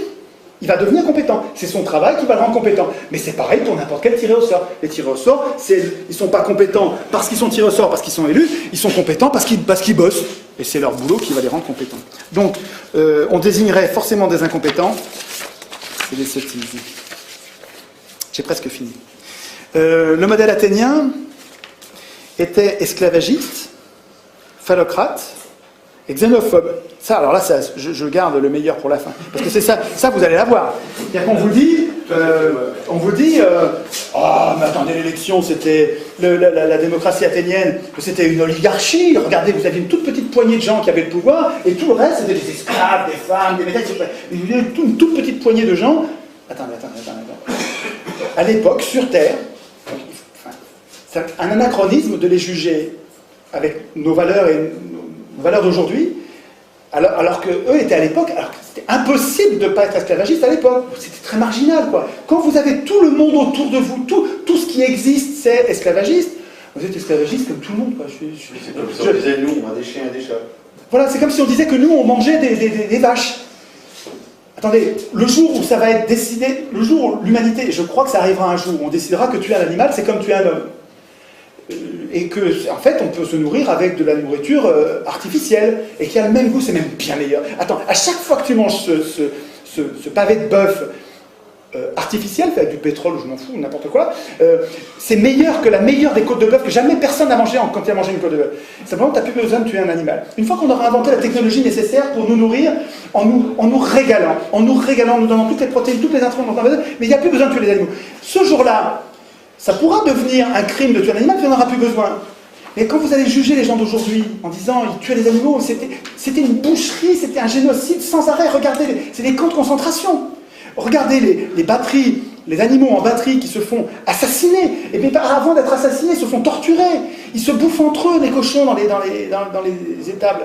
Et quand on nous jugera, nous aujourd'hui, nos petits-enfants nous demanderont « Qu'est-ce que tu faisais, papy, pendant le génocide des animaux ?» Je dirais « Ben, je les mangeais comme les autres. » Et si vous voulez, l'esclavagisme à Athènes, c'est un peu ça. Je ne dis pas ça pour défendre l'esclavagisme, il ne faut pas être con. Je ne suis pas esclavagiste, je ne suis pas phallocrate, je ne dis pas qu'il ne faut pas que les... Quand je vous demande de vous concentrer sur Athènes, je ne vous dis pas il faut être misogyne, on met les femmes. C'est évident que je ne dis pas ça. Vous comprenez ce que je veux dire? C'est pas... Et celui qui me fait ce procès-là, qui me dit « Mais vous êtes en train de défendre un régime esclavagiste et xénophobe », il me prend pour un abruti. Enfin, il me prend pour un salaud, il m'insulte. C'est incroyable, ça. Moi, j'ai du discernement. C'est-à-dire que oui, voilà, on ne va pas leur reprocher de ne pas voler en avion ou de ne pas porter des Nike à l'Athénien. Bon, en tout cas, ce que je veux dire, c'est que regardez-le, celui qui vous dit ça. Celui qui vous dit bah, la démocratie athénienne, vous êtes en train de nous défendre un régime qui était un régime d'esclavagistes. Putain, vous me prenez vraiment pour un imbécile. Vous êtes en train de tout mélanger parce qu'il y a un truc qui vous gêne là-dedans, qui va vous foutre au chômage. Parce qu'en général, c'est les élus ou les sponsors d'élus qui vous disent ça. Bah, évidemment, c'est des gens qui vont tout perdre là, qui vont perdre leur pouvoir d'élu. Et les riches qui vont perdre leur pouvoir de transmission d'élus qui sont à leur service. Ils vont tout perdre avec le tirage au sort. Donc ils ont intérêt à tout mélanger, ils mettent du caca, du truc de c'est tout mélangé. Regardez comme c'est sale. Et vous dites, bah, allez, circuler, il n'y a rien à voir. Mais vous, enfin, même il me semble, nous, notre intérêt, c'est d'avoir du discernement. Quand quelque chose est mal d'un côté, il n'est pas forcément tout mal. je suis désolé, la politique partisane qui consiste à dire, moi j'ai une ligne politique, et tout ce qui n'est pas strictement conforme à ma ligne politique, c'est des ennemis. Pour moi, c'est une prison de la pensée. Je ne suis pas comme ça. C'est-à-dire que chaque individu ou chaque vie politique peut avoir commis des erreurs, peut présenter des imperfections, et puis à côté, il y a une perle géniale qui va me servir à construire le monde pacifié, la concorde d'aujourd'hui. Et à Athènes, je vous dis, si vous avez du discernement, regardez à Athènes. Est-ce que l'esclavagisme rendait possible la démocratie? Et si vous répondez oui, absolument, la démocratie n'était possible que s'il y avait l'esclavagisme, alors là, oui, ok, je dirais c'est vrai. Donc c'est un système qui porte en lui quelque chose d'inacceptable et on laisse tomber. Mais est-ce que c'est vrai? Alors, il y a un peu de vrai, mais qui n'est pas vrai du tout. Un peu de vrai, c'est que c'est parce qu'il y avait des esclaves qu'ils avaient du temps pour faire de la politique. C'est parce que les femmes s'occupaient de la maison, de la tambouille et de la culture, de l'agriculture, que les mecs pouvaient aller faire de la politique. C'est vrai, ça c'est vrai. Mais aujourd'hui, avec le pétrole, les énergies fossiles, avec les machines, on a des esclaves de fer qui remplaceraient mille fois plus de travail et de temps libéré que les esclaves de chair de l'époque. C'est-à-dire qu'avec de simples machines, on pourrait très bien travailler beaucoup moins et avoir le temps de faire de la politique, et puis pas que de la politique, faire aussi de la philosophie, de la musique, des conversations et jouer. Donc, ce que je veux dire, c'est que l'esclavagisme, peut-être qu'à l'époque, ça rendait possible la démocratie, mais aujourd'hui, on n'a absolument pas besoin de l'esclavagisme pour que ça marche. On a d'autres moyens qui nous libéreraient du temps, le temps nécessaire pour... Il faudrait surtout qu'on se débarrasse de nos parasites, parce que c'est parce qu'ils nous piquent des milliers de milliards, tous les ans, tout le temps, qu'on est obligé de temps travailler. Si les richesses que nous créons, par notre activité, par notre industrie, par nos efforts, si nous les répartissions correctement, sans se les faire piquer par quelques privilégiés, on aurait beaucoup moins besoin de travailler. Beaucoup moins, genre 2 jours par semaine. Et la retraite à 50 ans. Mais oui. Mais oui, il suffit de se débarrasser de nos parasites. Mais pas les parasites, pas les gueux qui volent la mobilette, ou qui sont... c'est pas du parasitisme, c'est rien ça. Je parle de gros parasites. Des parasites qui vous volent des milliers de milliards, les vrais, c'est ceux-là qu'il faut s'occuper en priorité. Les obèses financiers. Les obèses financiers. On aurait beaucoup de choses à... Donc, sur l'objection, vous avez compris que sur l'objection, modèle athénien, esclavagiste, phallocrate, xénophobe, pour moi, c'est hors sujet. Je trouve. Si je prends du recul sur tout ça, comment se fait-il Qu'est-ce qui permet d'être sûr que ça marchera toujours comme ça? Comment se fait-il qu'un système tiré au sort, où on désigne au sort nos représentants, ceux qui nous aident à exercer le pouvoir, comment ça se fait que ça désynchronise la puissance politique et la puissance économique? Et comment ça se fait que ça nous protège mieux contre les abus de pouvoir? Et comment se fait-il que l'élection, au contraire, rende non seulement possible, mais impunit tous les abus de pouvoir, et nous sélectionne quasiment tout le temps les pires? Ben, il me semble, et j'en ai parlé un petit peu, mais c'est le moment d'en reparler parce que je crois que c'est au moment de finir, au moment de conclure, c'est vraiment, on est sur l'essentiel. Il me semble que l'élection repose sur un mythe, repose sur une histoire qu'on nous raconte et qui ne correspond pas du tout à la réalité, qui est contredit même par les faits. C'est-à-dire que tous les faits montrent le contraire. Le mythe de l'élection, c'est que nous sommes capables de choisir de bons maîtres, et parce que nous les avons choisis, ils vont être bons. Ça, c'est un mythe. Ça ne marche pas. L'expérience nous montre que quand on teste, mais sur 200 ans, c'est long, quand on teste l'élection dans tous les pays du monde, à toutes les époques, l'élection, ça consiste à la mise au pouvoir des plus riches, ou des serviteurs des plus riches. Ça sert à ça, hein. Alors, je ne sais pas si ça sert à ça, parce que je ne suis pas sûr qu'au début, Sieyès et Madison aient voulu le gouvernement des riches. Ils ont peut-être voulu le gouvernement des bons, des aristos, des vrais aristos. Mais je ne leur fais pas le procès d'intention d'avoir comploté, d'avoir su à l'avance, peu importe. D'ailleurs, le résultat, le fait est que l'élection permet aux riches d'acheter le pouvoir comme on achète une voiture. Je ne parle pas des riches, nous sommes riches par rapport à des gens qui sont plus pauvres que nous. Je vous parle des ultra-riches, je vous parle de l'hyperclasse, des gens extrêmement riches. Des gens, est-ce que vous êtes capable de corrompre quelqu'un? Non, pourtant vous êtes riche par rapport à certains pauvres, hein. Nous sommes riches, mais non, je vous parle de, on peut jouer sur les mots là, hein. Je vous parle des riches capables de corrompre quelqu'un. Pour être capable de corrompre quelqu'un, il faut avoir beaucoup d'argent. Et manifestement, de fait, l'élection, par le jeu de la campagne électorale, hein, et par l'acquisition des médias, la possibilité qu'on leur laisse d'acheter les médias, donc de fabriquer l'opinion, d'influencer l'opinion au point quasiment de la fabriquer, ça devient des vrais... Je dois avoir 20 ou 30 livres sur les manipulations par les médias, les techniques de manipulation, c'est incroyable, ça devient une science exacte. Et donc l'élection permet aux riches d'acheter le pouvoir. L'élection permet aux riches économiques d'acheter le pouvoir politique. Et c'est l'élection qui rend la synchronisation entre les deux. C'est l'élection qui fait qu'on est impuissant politiquement. C'est l'élection de l'Assemblée constituante qui fait que c'est des gens qui écrivent des règles pour eux-mêmes et qui ensuite écrivent des règles qui font que tout pourra se jouer en dehors de nous après. L'escroquerie politique, c'est de nous faire croire que le régime actuel, c'est la démocratie. C'est quand même, vous vous rendez compte, bon ça fait 1 heure que j'en parle, mais vous rendez compte maintenant de l'énormité qu'il y a entre le nom qu'on donne à notre régime aujourd'hui et ce qu'il est vraiment. Est-ce que vous comprenez que c'est ça le piège? C'est ça, on n'arrive pas à fabriquer l'alternative parce que on a, si vous voulez, vous savez, il y a une image que j'aime bien, j'en parle pas là mais ça me vient là maintenant, c'est les chefs indiens, les Indiens d'Amérique, étaient des sociétés avec des chefs et sans pouvoir. C'est marrant comme tout, c'est Pierre Clastre qui explique ça.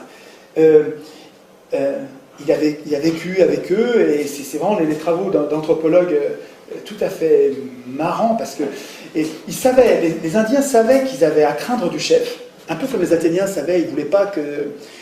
Donc eux, les Indiens, ils se sont débrouillés autrement avec les chefs. Ils ont fait un grand fauteuil de chef, ils ont pris un bonhomme, ils l'ont désigné, il ne peut pas refuser, et s'il refuse, il se fait zigouiller, donc il accepte. Et on le met à la place du chef. Et le chef, il n'a pas de pouvoir.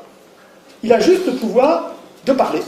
Et il parlait tout le temps. Et pendant qu'il parlait, on passait devant l'air de ne pas l'écouter. On le méprisait, on le négligeait. Il parlait et on passait sans l'écouter. Et son boulot, à lui, c'était de tenir la place au show de chef pour qu'il n'y ait pas un gars qui devienne notre chef sans nous.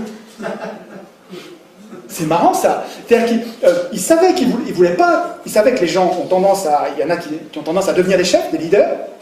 Pour se prémunir contre ces gens-là, il y avait une place de chef. Elle était occupée par un mec on ne lui mettait pas de pouvoir, il fallait que lui nous fasse des cadeaux. Je vous jure, c'est vrai. Hein. Il fallait que le chef fasse des cadeaux à son peuple. Et quand les gens n'étaient pas contents, il lui en faisait voir, il risquait pour sa peau. Comme ils se méfiaient des chefs, et ce qu'ils avaient trouvé pour pas être emboucanés par leur chef, c'est marrant. Eh ben, on dirait qu'on est victime un peu de ça, avec des gens qui ont fait un système qui n'est pas la démocratie, qui ont tout à craindre de la démocratie. Ils ont tout à craindre de la démocratie, les oligarques là. Si la démocratie voit le jour, c'est fini pour eux. Ils n'ont plus de pouvoir, ils ne peuvent plus abuser. Alors qu'est-ce qu'ils font? Leur système détestable, injuste, ils l'appellent comment? C'est le même truc que les Indiens, mais à l'envers, quoi. Hein. C'est-à-dire qu'ils nous tiennent à l'écart avec ce mot-là. Quand ils appellent démocratie le système qui est son strict contraire, comment on fait pour résister? On s'est fait prendre un mot clé, là. Je reviens à Lepage dont je vous parlais tout à l'heure. Lepage a un travail, Franck Lepage, et les gens du pavé ont un travail sur les mots qui est absolument génial. On retrouve la novlangue. Vous connaissez Orwell et le travail qu'il a fait sur la novlangue, c'est-à-dire sur un État totalitaire qui nous domine par les mots. En nous retirant les mots capables de désigner l'ennemi, en nous retirant ces mots-là, en les criminalisant, en les ridiculisant, en les remplaçant par d'autres inoffensifs, on se met à l'abri des coups quand on est oligarque. Et ce que fait Orwell, c'est de mettre à jour cette novlangue. Et ce que Franck Lepage et sa joyeuse bande, c'est vraiment une bande de gens formidables. Hein. Le Pavé, ça s'appelle. Pardon. Sur Google, vous tapez Le Pavé, et vous arrivez sur un site avec des vidéos et des ressources qui n'arrêtent pas de croître. Il faut aller voir les vidéos de Franck Lepage et puis de sa bande, ça vaut quelque chose. Une objection qu'on va nous renvoyer souvent. L'objection est est-ce que ce système va marcher avec des médias qui appartiennent aux oligarques? Vous savez que les 3/4 de la presse appartiennent à 2 marchands de canons et un marchand de béton. Pourquoi Rothschild achète Libération? C'est pas pour gagner de l'argent, il en perd. Pourquoi une autre banque achète Le Monde? Pourquoi une autre banque encore achète le Nouvel Obs et les Inrecuptibles? Pourquoi les banques achètent les journaux? Pourquoi les marchands de canons achètent les magazines et les télés? Pourquoi les industriels achètent des télés? C'est pas pour gagner de l'argent, c'est pas vrai. Ne croyez pas ça, c'est pas vrai. C'est pour manipuler. C'est pour manipuler parce que dans un système d'élection, comme vous choisissez les candidats, c'est très important de maîtriser l'accès à la candidature visible qui est la seule qui va pouvoir être élue. Mais la réponse que je ferai à cette objection, c'est que je vous rappelle que moi, mon cap, c'est, puisque la source, la cause des causes, c'est que ceux qui écrivent la Constitution ne devraient pas l'écrire parce qu'ils ont un intérêt personnel qui est contraire au nôtre, contraire à l'intérêt du plus grand nombre. Et puisque donc la solution, c'est de tirer au sort une assemblée constituante qui va être désintéressée parce qu'elle sera non seulement tirée au sort, mais en plus elle sera inéligible aux institutions qu'elle écrit, il me semble que cette assemblée constituante tirée au sort, elle va faire son compte à la situation médiatique.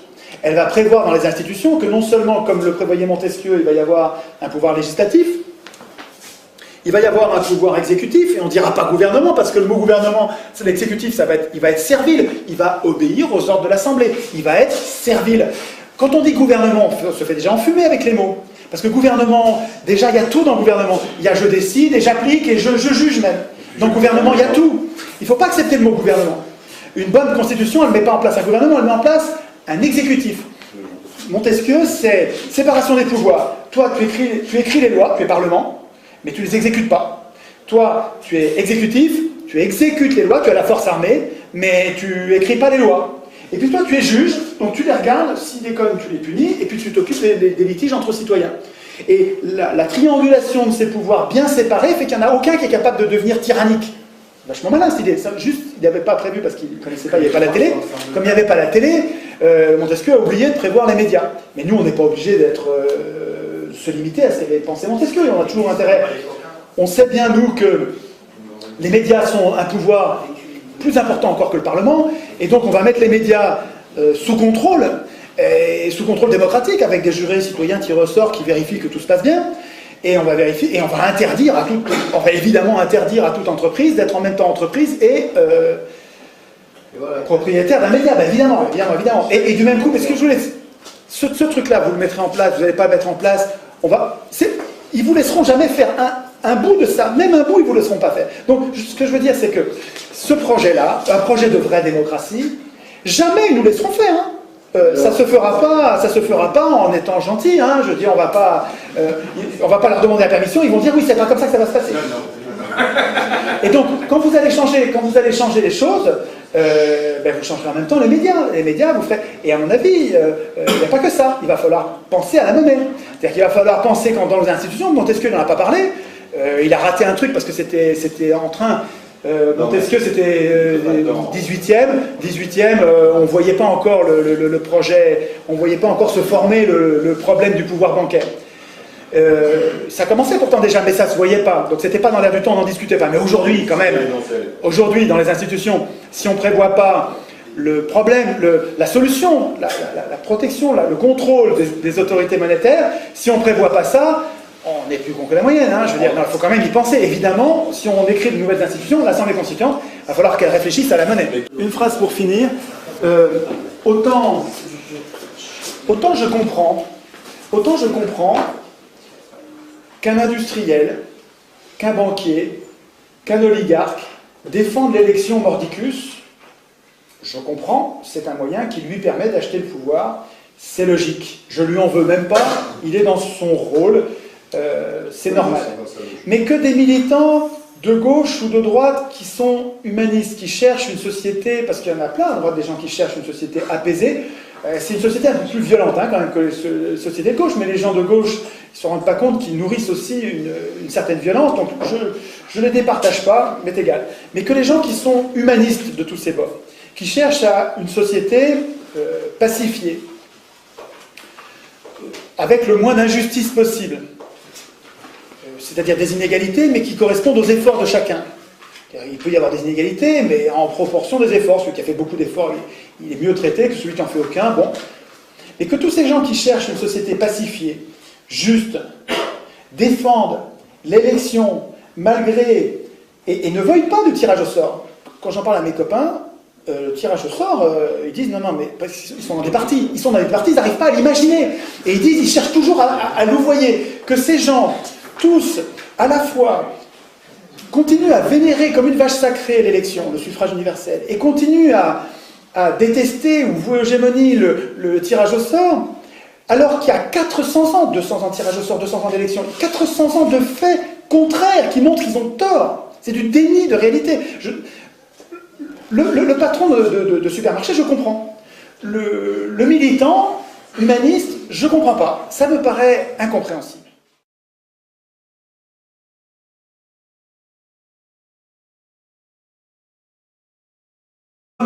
Le régime qui nous pose problème du nom de ce qui réglerait le problème. C'est-à-dire qu'on appelle démocratie le problème. Le régime qui pose problème, on l'appelle du nom de la solution.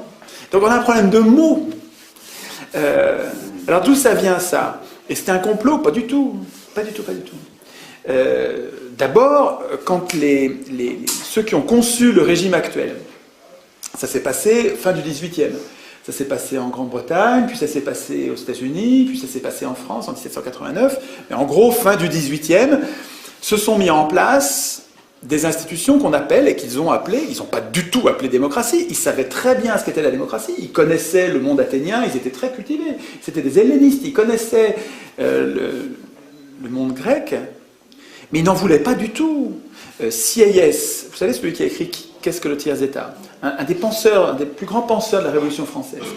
Madison aux États-Unis, qui est un des plus grands penseurs, un des pères fondateurs de la Constitution américaine. Ces gens-là n'avaient pas du tout en tête de fabriquer une démocratie. Pas du tout, du tout.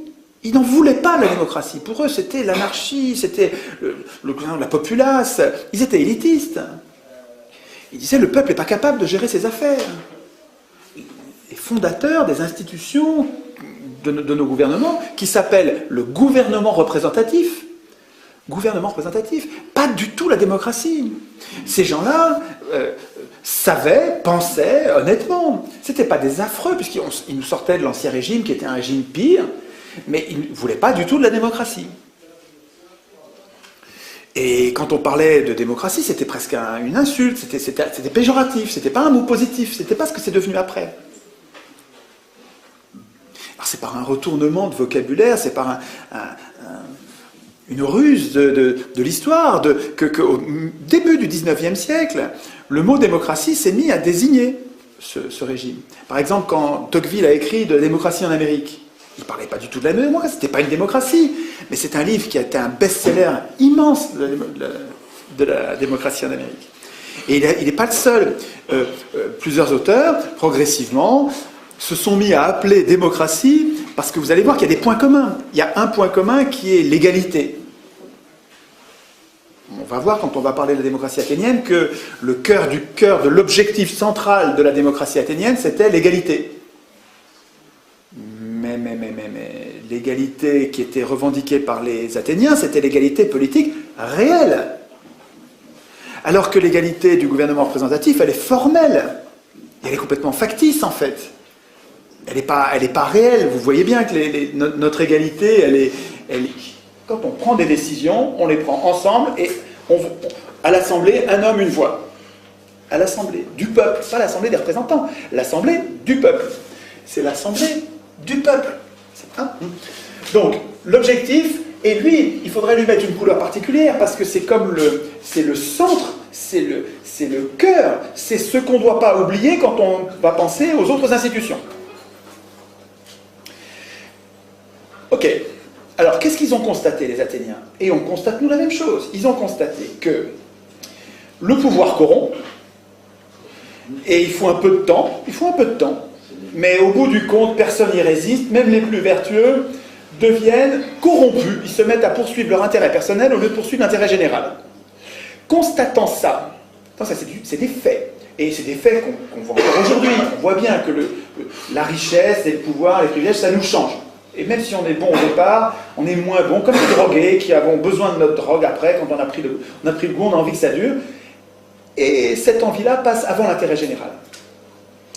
Prenant acte de ça, ce que ne fait pas l'élection, prenant acte de ça, les Athéniens ont défini des sous-objectifs qu'il faut bien comprendre comme au cœur et indispensables.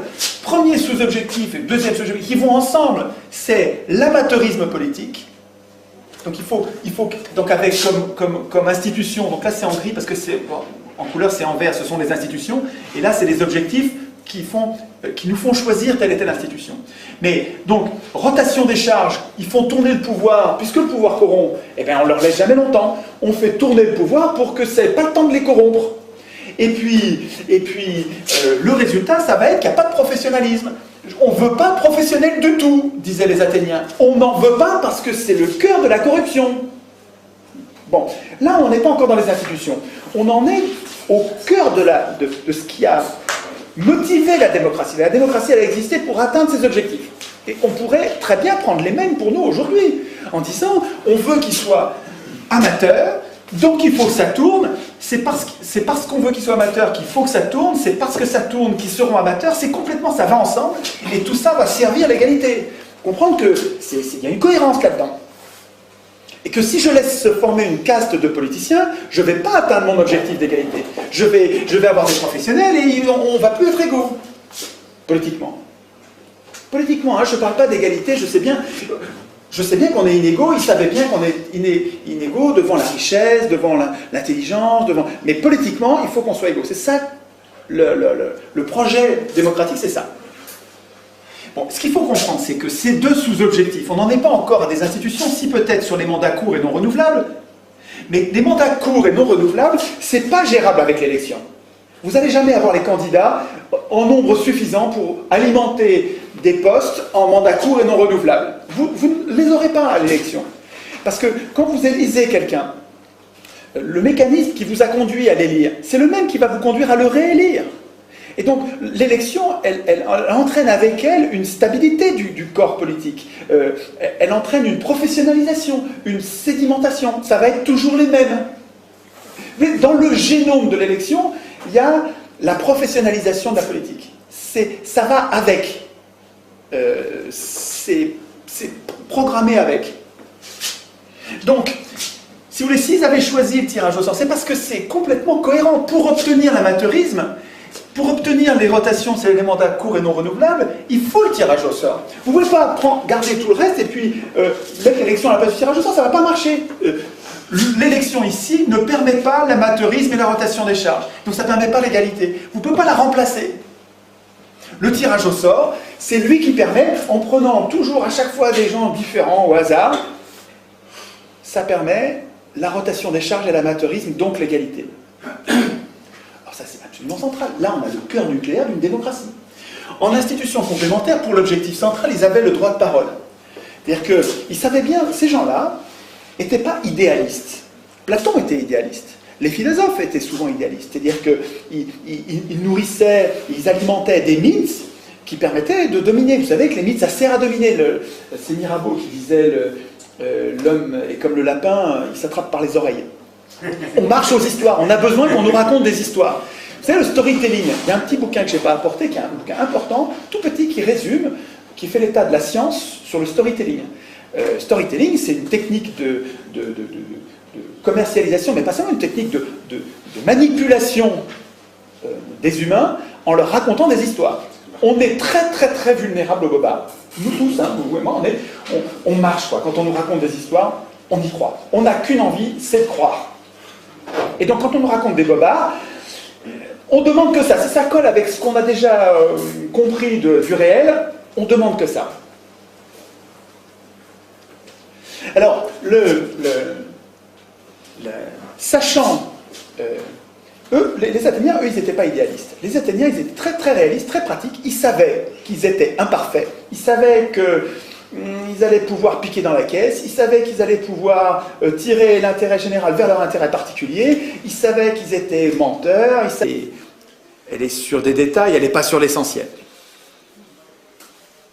En tout cas, jouant sur l'égalité, prenant en compte l'égalité comme point commun, les auteurs politiques se sont mis progressivement à parler de démocratie, et tout le monde s'y est mis. Et vous voyez bien que les élus y ont trouvé leur compte, puisqu'ils appelaient démocratie un régime qui leur permettait de se faire élire et donc d'avoir le pouvoir. Les élus, c'est des notables, c'était pas les ouvriers, les élus. Donc, ça s'est fait, non pas, c'est pas un complot, mais ça s'est fait parce que les gens y avaient un intérêt. Les gens au pouvoir avaient un intérêt. Tocqueville disait, c'est quand même gros, quoi. Hein. Tocqueville, donc l'icône du libéralisme, disait, je ne crains pas le suffrage universel. Les gens voteront comme on leur dira. Il savait déjà, 1835, il savait déjà, début du 19e, tout début de l'élection, il savait très bien. On renverserait personne, on ne mettrait jamais des pauvres au pouvoir avec l'élection. Jamais. Ils le savent très bien depuis le début. Et ça leur va très bien qu'on appelle ça démocratie, parce que démocratie, ça paraît une espèce d'idéal, démos, kratos, le pouvoir du peuple. Ouais, c'est bien, c'est nous, on va moins se faire enfumer si c'est nous qui dirigeons.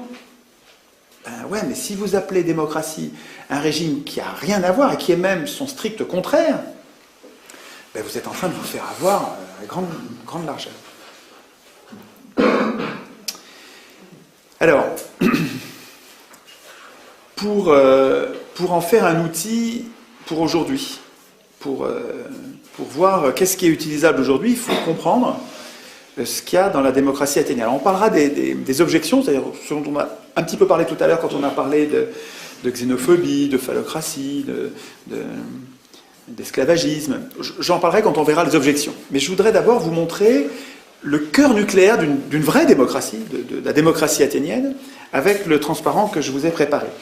C'est un schéma que j'ai fait pour ces conférences. Je l'avais fait d'abord à la main, puis en fait, là, pour vous, c'est une première. Je l'ai fait sur machine. Alors, l'inconvénient du fait qu'il soit fait sur machine, c'est qu'il est tout prêt. Alors que quand je le faisais à la main, pendant que je vous parlais, je le dessinais en même temps. Alors, on voyait mieux le truc se faire, c'était ça. Mais en même temps, comme j'écris pas bien, et puis en même temps, on écrit en parlant, on écrit moi-même, là c'est mieux écrit.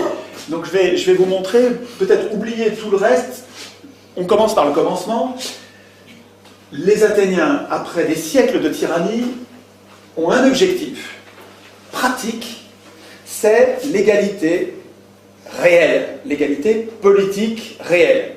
Pas l'égalité sociale, pas l'égalité économique, ils savent bien qu'ils ne sont pas égaux, pas l'égalité physique, non, l'égalité politique.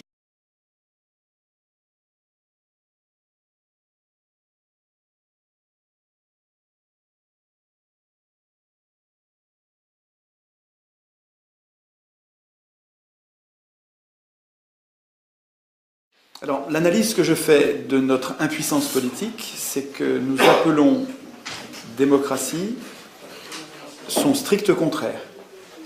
C'est-à-dire que ce qu'on appelle aujourd'hui démocratie, c'est pas du tout, mais pas du tout une démocratie, c'est une oligarchie aristocratique.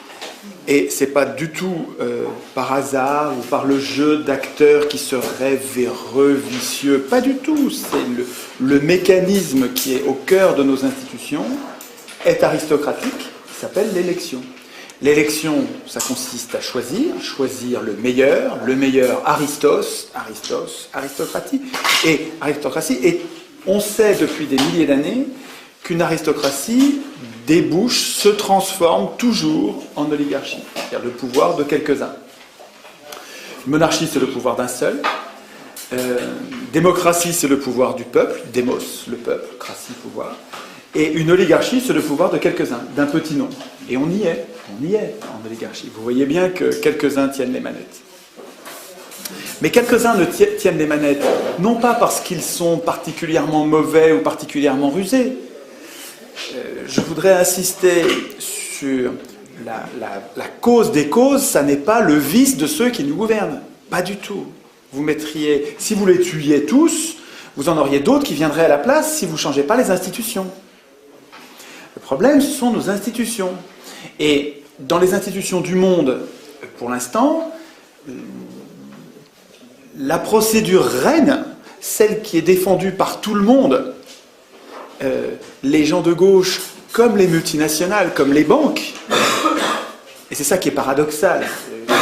Je vous interrogerai à la fin là-dessus, c'est que des gens aussi différents, aux intérêts si différents, défendent l'élection, c'est louche. Excusez-moi, le fait que Goldman Sachs défende l'élection, c'est qu'elle n'a pas grand-chose à en craindre. Effectivement, Goldman Sachs finance intégralement ou quasiment l'élection du président qui ensuite sert ses intérêts. Mais c'est pas propre aux États-Unis. C'est comme ça dans toutes les soi-disant démocraties qui ne peuvent pas être des démocraties à cause de l'élection. Alors, puisque le régime actuel, ils ont réussi à l'appeler démocratie, la place est occupée et on n'arrive pas à désigner l'ennemi puisqu'on nomme